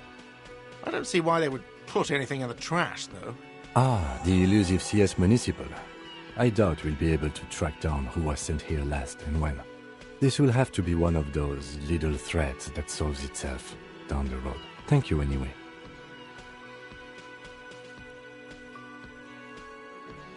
Yes?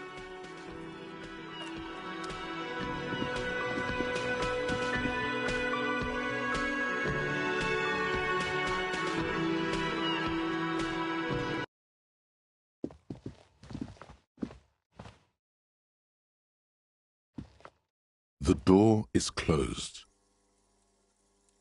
There is no answer. You hear the shower being turned on. A tremendous loneliness comes over you. Everybody in the world is doing something without you. The door is indifferent to your loneliness. The world does not care. This door can only be opened with still no answer. Still, the lieutenant gives you. He doesn't like where this is going.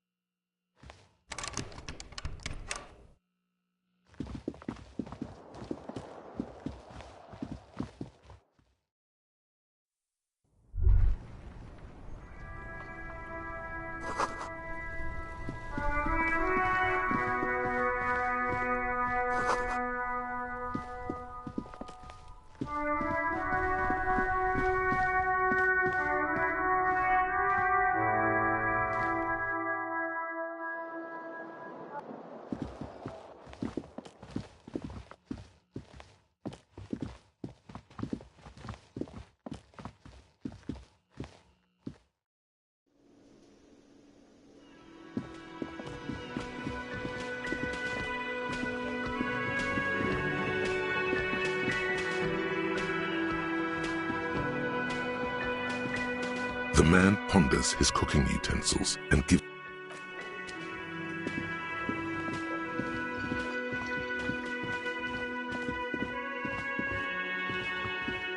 Hello, sweetie. Wait, who's Sweetie? You're a handsome man, officer, with your mustache and your chiseled jaw and that silly dimple on your chin. But dear, you're not for me. I'm too old and too married besides. In another time and place, she might have flirted back. But that ship sailed low. You must forgive me. I'm getting so scatterbrained. I completely forgot to introduce myself. I'm Lena. My husband Morel and I are staying with our friend Gary just down the street, but I come here for tea when they're away. This Lena is wacky enough for the motley crew. Yes, dear. I'm a paraplegic. A paraplegic is someone with limited or no ability to use the lower half of their body. Paraplegia is caused by spinal cord injury. No, dear. I'm not quite that old, although I was injured in the line of duty. Nothing so extravagant, dear. I was a training and development manager at a rapidly expanding mail-order shoe company. You'd think it would be a safe job, but I had to be everywhere, and, well, once I happened to be under some faulty scaffolding. I was lucky. This was almost 20 years ago, and I was compensated exceptionally well. One can only dream of such... That's quite all right. I'm used to people asking questions. I know they're thinking about it anyway. There is no bitterness in her voice. Whatever do you mean?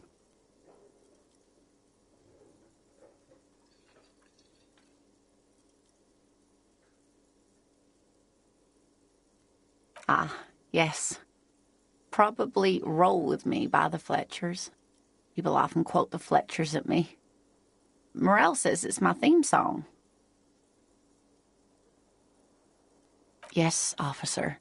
You look rather dazed. like a stunned fox. She won't judge you, no matter what you say. Oh my. You know where we are, right? That's right. In a hostel called the Whirling in Rags, to be... How would I even begin to tell you? Revachol is the most beautiful city in the world. We're fortunate to be here, you and I. I haven't seen very many other cities personally, but everyone says so. Revachol is a rare jewel.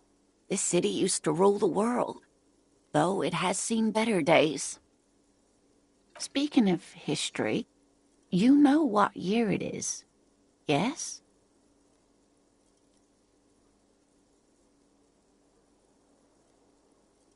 Perhaps, dear. Perhaps. But for now, it's just the spring of 51. She is perturbed by your not knowing what year it is, but not by your mention of the apocalypse. The lieutenant studies you, rubbing his... I'm beginning to suspect that you might indeed be completely adrift in this reality, thinks the lieutenant. How can it be that bad? Never mind. We're in this now. I can tell that this is taxing for you, so I'll just ask one more question. What regime are we living under? What mode of government?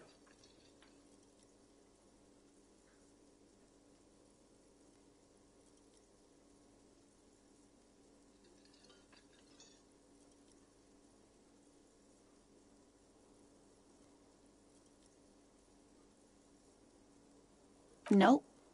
Sadly not. Revachol is what's called a zone of control, under an alliance of foreign powers called the Coalition. We have no government of our own, and what democracy we have is market-driven.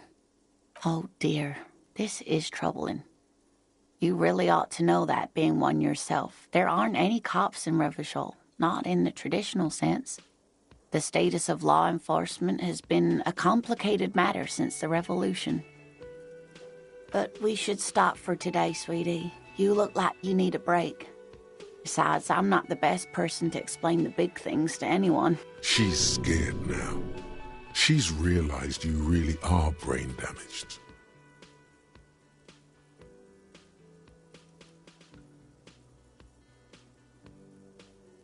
Someone more educated in sweeping matters. Maybe you should ask. No. I'm not an encyclopedia. I won't be a guide either. I'm a detective. Of course. Then I don't know. Someone rich, maybe? Wealthy people are educated. Though I don't know where you would find a wealthy person in Martinez. That's a good point. This doesn't look like Rich Central. Oh, I'm perfectly all right. I'm more worried about you. What was that?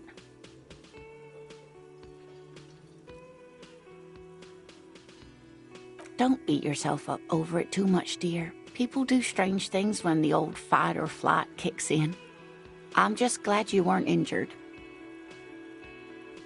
Of course, dear. Good luck with your case. Hey, so we've been monitoring you internally, and now we know your Copo type. Yes, guess what's yours?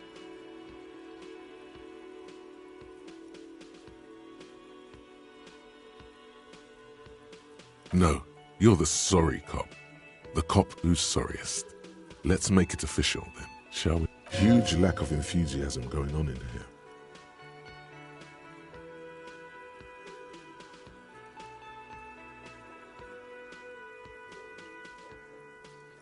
No, you don't. Come on. You'll be back to saying sorry in 2 minutes. Stop wasting time and begin the repentance. What? Jealous of the sorry cop? I think they'll be super fine. It'll be totally okay. You can dual Copo type from sorry to anything. Wow. Okay. Fuck off.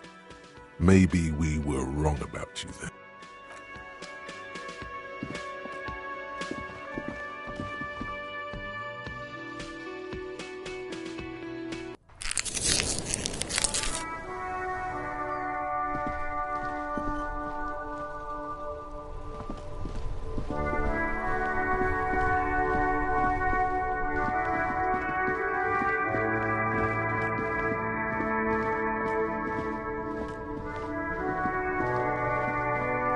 Hello again, officer. How are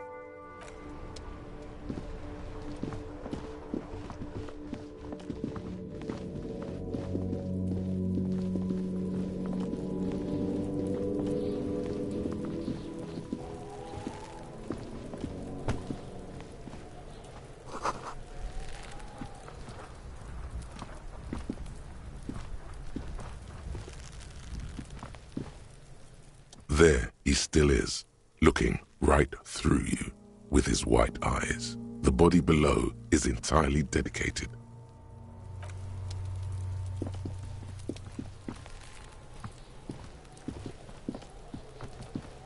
There are several footprints in the mud, left by work boots, anywhere from 6. What do you think you are? A super detective? You're hungover. These are just dents in the mud. No heavy workers' boots with reinforced toes and hobnails, all over the yard. Isn't this something an industrial worker would wear? Noted.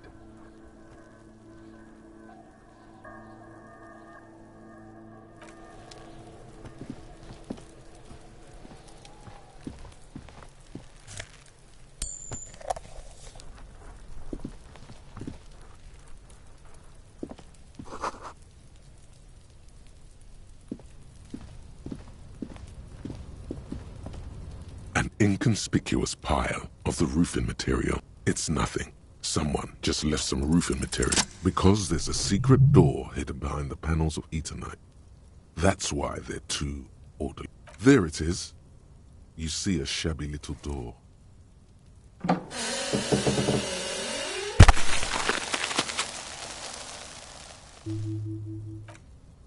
What is this then? A tool shed? Let's investigate.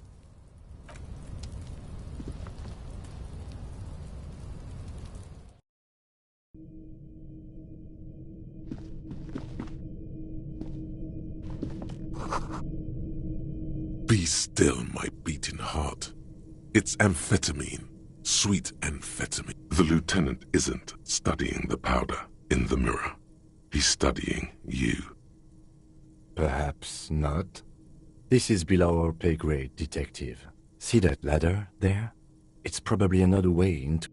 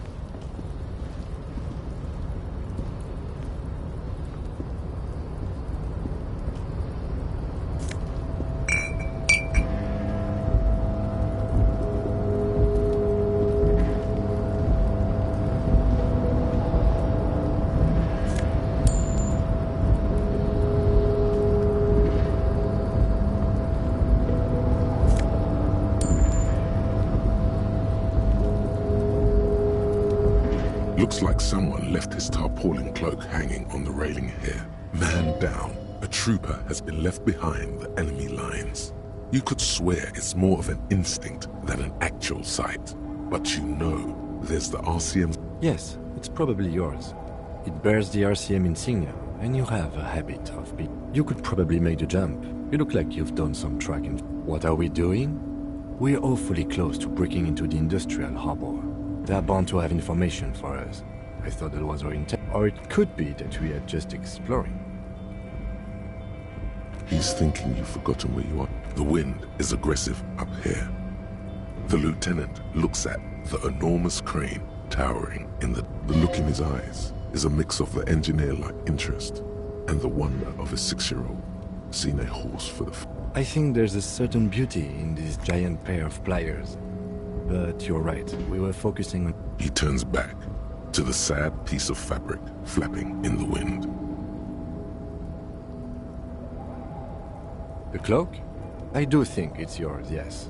As to whether you should go for it? Well, it doesn't seem too dangerous. The cloak looks like a bag of goodies floating in the wind. Who knows what its pockets may hide?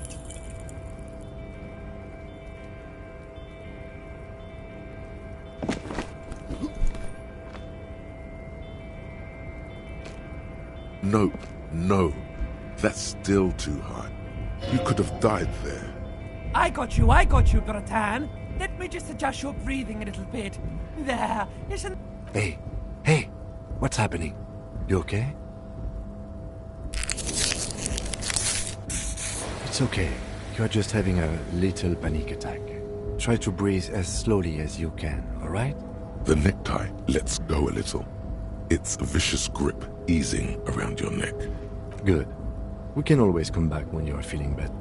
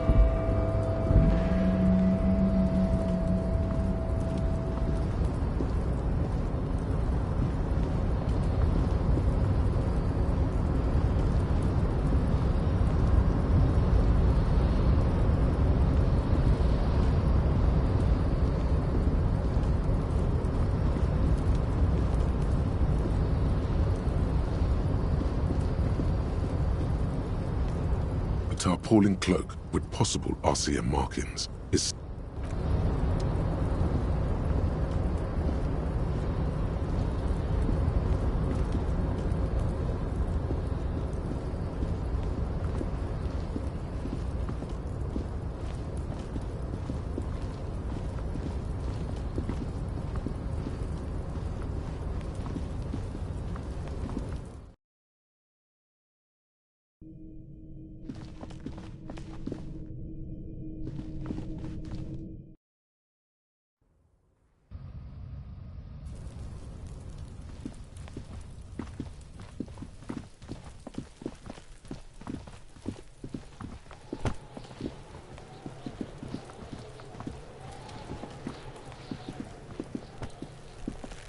Kuno, the pig's getting pretty... Looks like it's time for me to go, Kuno. Pig's come to take me in. I'm going away for a long, long time, Kuno. What's going on there? Fuck are you trying to pull, pig?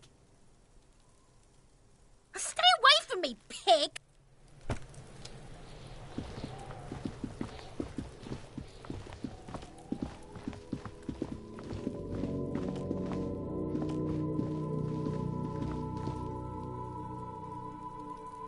You see a set of tire tracks in the brown slush that covers the plaza. Hard to say. Cop habit. This isn't case-related, you think. The tire tracks were left here by an unknown event that took place some days ago. Some of that rubber stuck to the tiles right in front of the whirling-in rags, and then accelerated straight into the fence. The hole in this fence doesn't look that huge. He was exaggerating. The driver proceeded to back out of the yard before heading south. Must have been in a hurry. You are correct. This is a rather motor carriage-friendly city. Somehow that makes you feel... I'm not sure. There are plenty of traffic accidents waiting to happen in Martinez. You could follow the track south. This seems...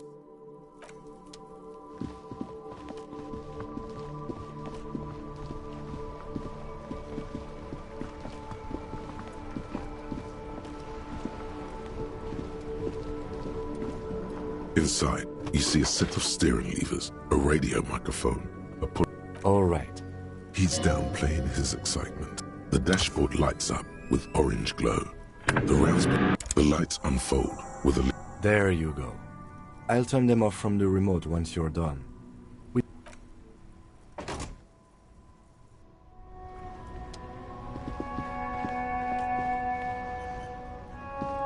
As you hold your ledger's clip under the headlamp. There she is. Revachol West. Around the borders of the watermark, the rectangular watermark is overlaid with... A rat brazenly darts past you and disappears amongst the stopped lorries. In the distance, a child somewhere shrieks. A woman reprimands her in a voice no quieter than... Ah, Martinez. Let me see. Right here. No, it does not. The rectangular watermark is overlaid with the logo of the RCM, and yet... Let me see. Right here. It has its problems. There are many of them, and they are divided into 3 separate rows. The first row has 18 dots. The next is the longest. It runs all the way around the border, and then some. There are so many, it's hard to count. More than 150, at least. Maybe even 200. The last row has 3 perforations. That's it. Those are perforations. They represent your record as an officer of the RCM. They are your statistics, as it were. The first row represents your years of service. 18 years. Okay, not bad at all. What did you do before you volunteered? That's what it says. I might have guessed even longer based on your age. What? Yes, that does seem quite likely. This next row, the one that wraps all the way around, is your number of closed cases. Closed is good. It means finished. You've got, let's see, wow, more than 200. It's quite a lot, even for someone who's been on the force for nearly 2 decades.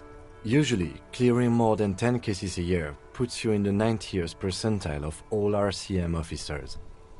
Call it what you want. You were a valuable member of your precinct.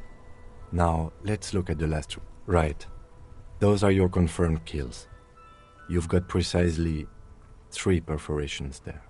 For an RCM officer, especially Precinct 41, which is in the Jamrock quarter, it's rather tame. I mean that in a good way. What's it feel like to kill a man, Mr. McCoy? A young woman asked the man across the desk from her. Honestly, babe, says John McCoy, crossing his ankles over said desk. I don't feel anything anymore. It's just like brushing my teeth. I do it once or twice a week and don't really think about it. There's no trace of guilt in his voice. There are certain officers who treat their kills like some kind of ghoulish game. If they do happen to solve a case, it's usually by accident. But it seems as though you are, or at least were, one of the good ones. So we have that to be thankful for. Yes. It's not a problem for him to state it, however. Everyone has their own method of coping.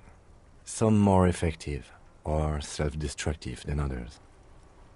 Personally, I find it helps to keep up a few hobbies. Why not gardening? You've already got the gloves. It's meant in earnest. Please don't mistake it for a jab. The lieutenant nods. Right. I'll go turn off the lights. You can now see your statistics on your journal page, to the right of the task description.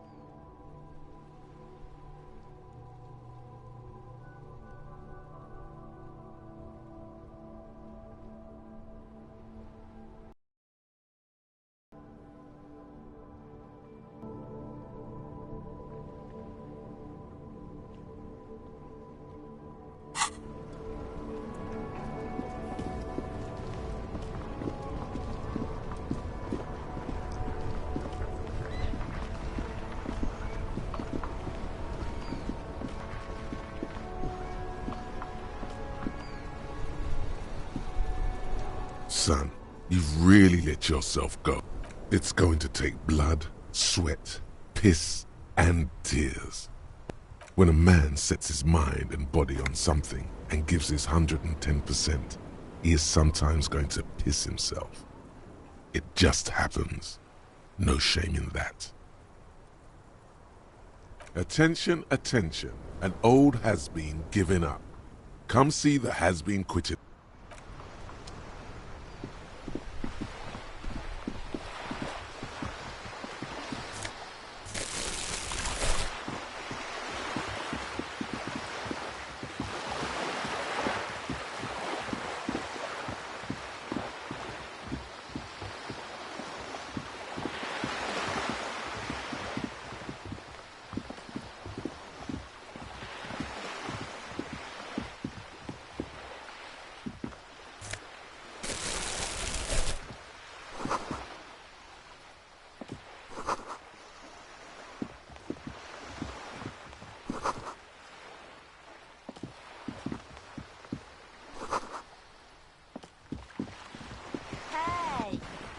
A sturdy metal door guards the southwest entrance too. The door rattles against your knuckles, but the door rattles again. Stop banging on the door! I'm not letting any more strangers. The police. No, I already told you. I won't be responsible for any more. Go check the backyard door. Maybe someone. Backyard door? There must be another entrance. Madame, I assure you, we are real police officers. There is no reply.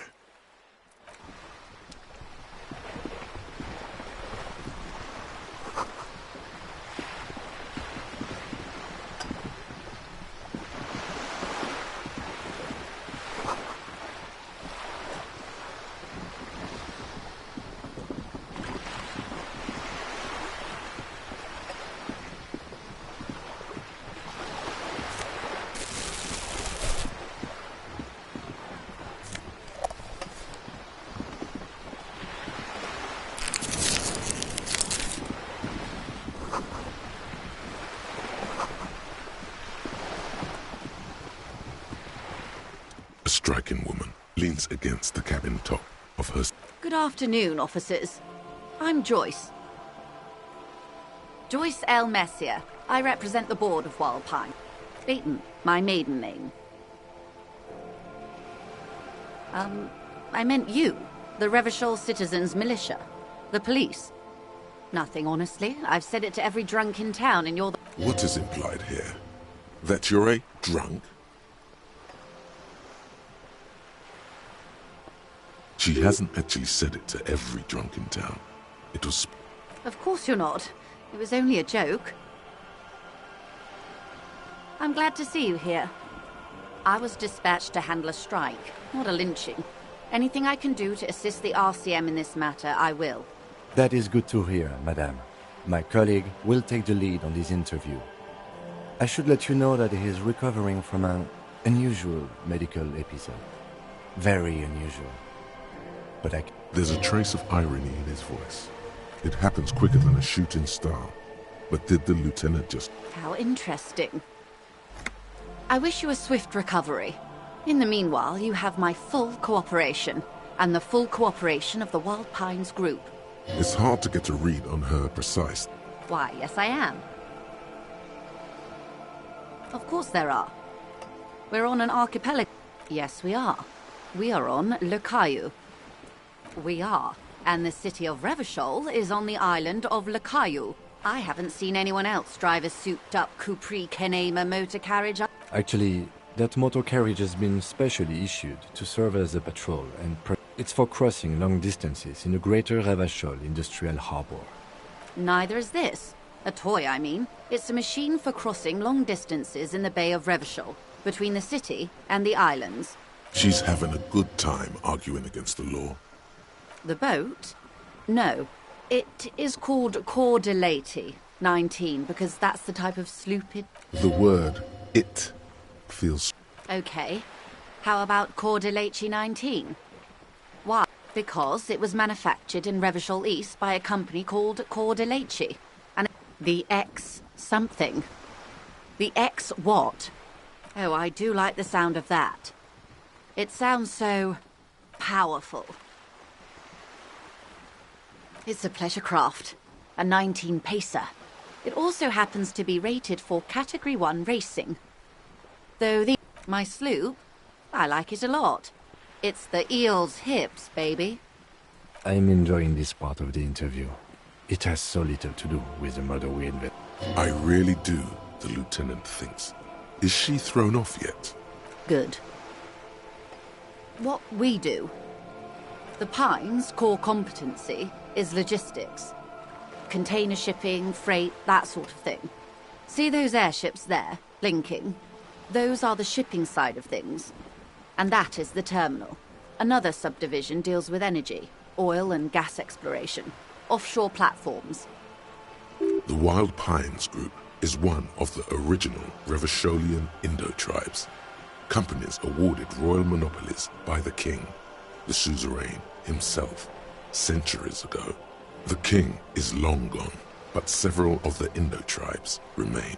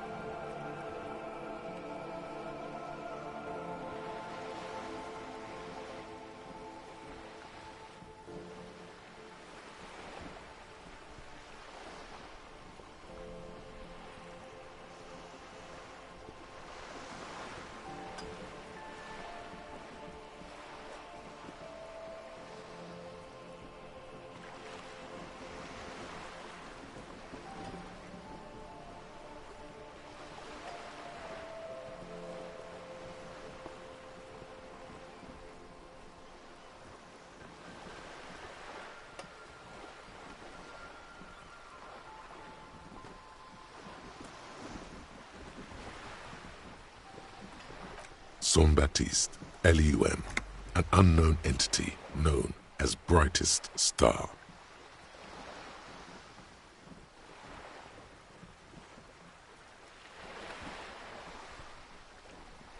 Why, thank you. I'm not at liberty to discuss... A billion?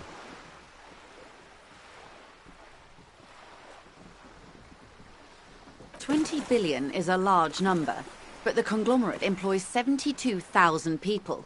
They all need to be paid. Then there are capital improvements, interest payments. A conglomerate the size of the Wild Pines is like a shark. If it stops moving, it will die. Then what becomes of those 72,000 families? It's a tremendous responsibility. They started as an exploration and cargo fleet conducting trade between the Samaran and Insulindian Isolas 250 years ago, when pine ships explored the South Seminese and charted Lomantanga on behalf of the suzerain. Centuries of care, deliberation, and madness have gone into this endeavor. You know more than you let on. Certainly it helped, but most of the original Indo tribes have failed or been absorbed. To survive, Wild Pines had to grow and adapt. No suzerain did that.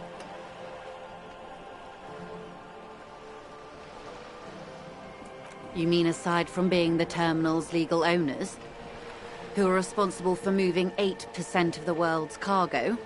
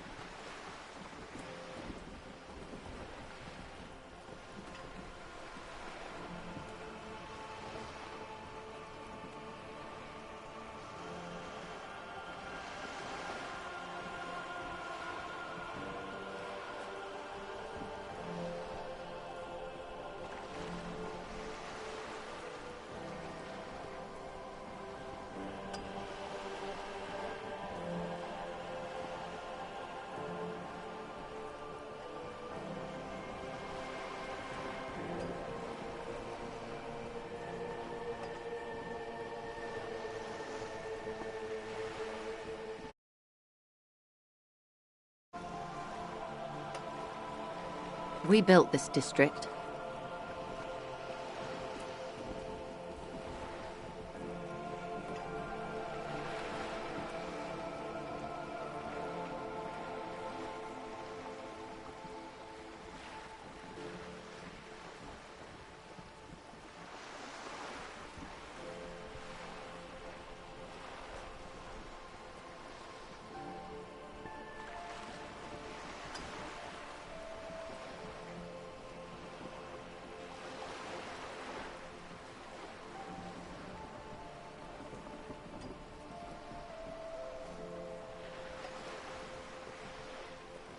All the best parts of it. Rue de Saint-Ghislain, with its bastions, the plazas Meteor and Mosaic, even some of the old street lamps have been put back thanks to the investments from the WP. Before Martinez was swallowed by the industrial harbour, even before it was part of Revachol, long before Terminal B was erected here, the Pines built it as a resort for its Revacholian employees. A company getaway, for a weekend or a summer holiday. Then came the revolution. But that's another matter. I'm here to make sure the Pines can fulfill their responsibilities to the place they built. With your help, hopefully, says her warm tone. Everything. Right up to, but not including, trade secrets. First, you'd have to repeal the Emergencies Act of Trade in Aliments. That gives me the right to silence. It's quite the octopus.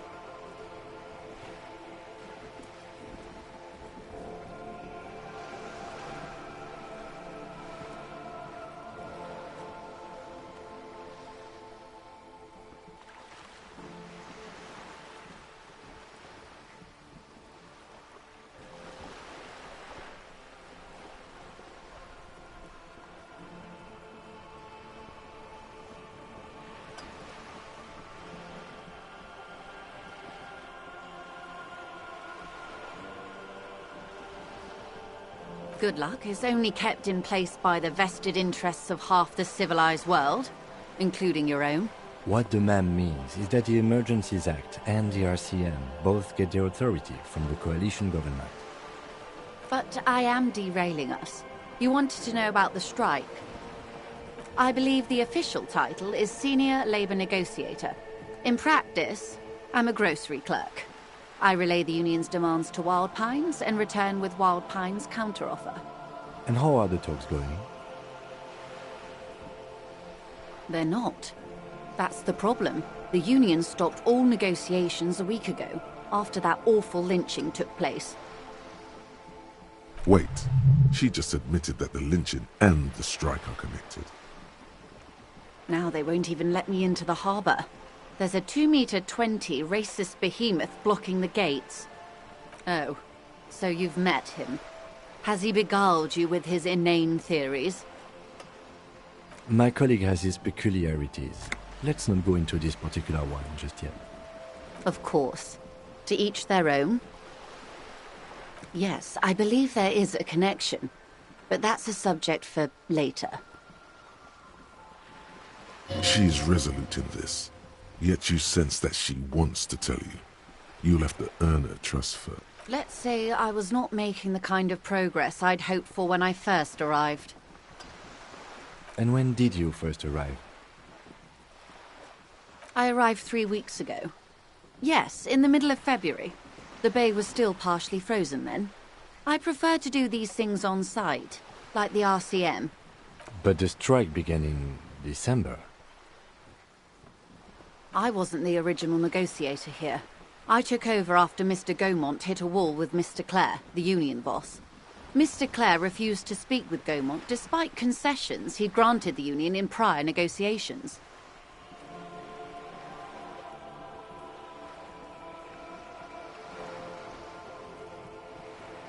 This isn't the first time the union has gone on strike. Heavens no. There have been 2 prior strikes. Both times the union won significant concessions, including... Everard Clare is a man of the utmost integrity. If you can say one thing about him, it's that he always puts the interests of the workers first.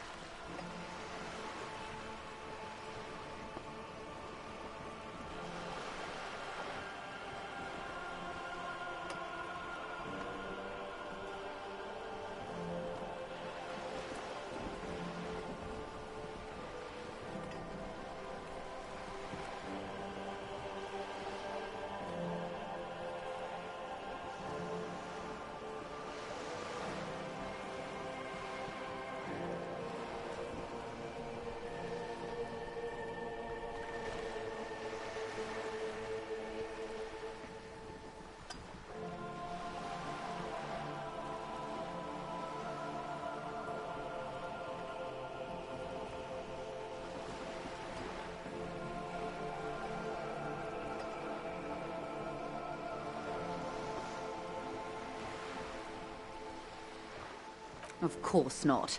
Everard is fantastically corrupt. I imagine he has a thick, viscous goo where you and I have blood.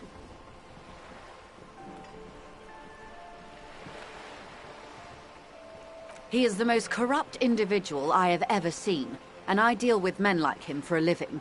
If there is anyone more venal, more irredeemably nepotistic, then it's his twin brother, Edgar. Yes, Edgar looks exactly like his brother, except for that lazy eye.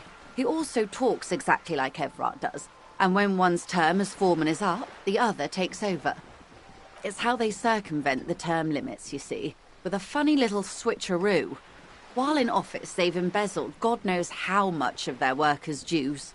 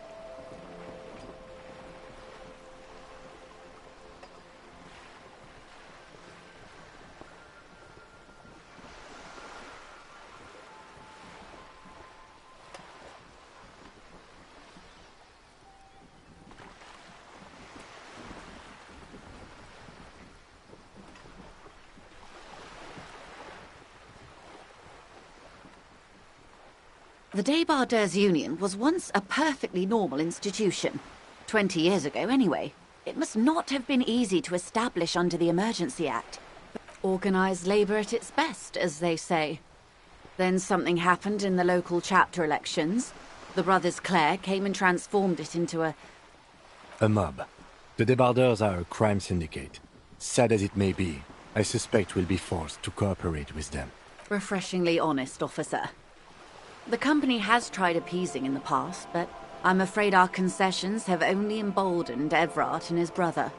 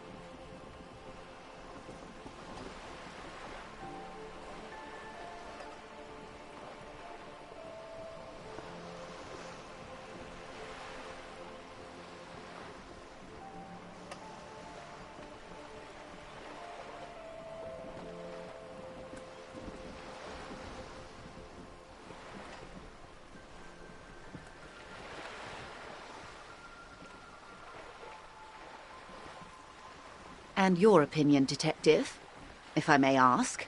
I'm a curious and talkative person, you see. Would you say the Débardeurs Union is...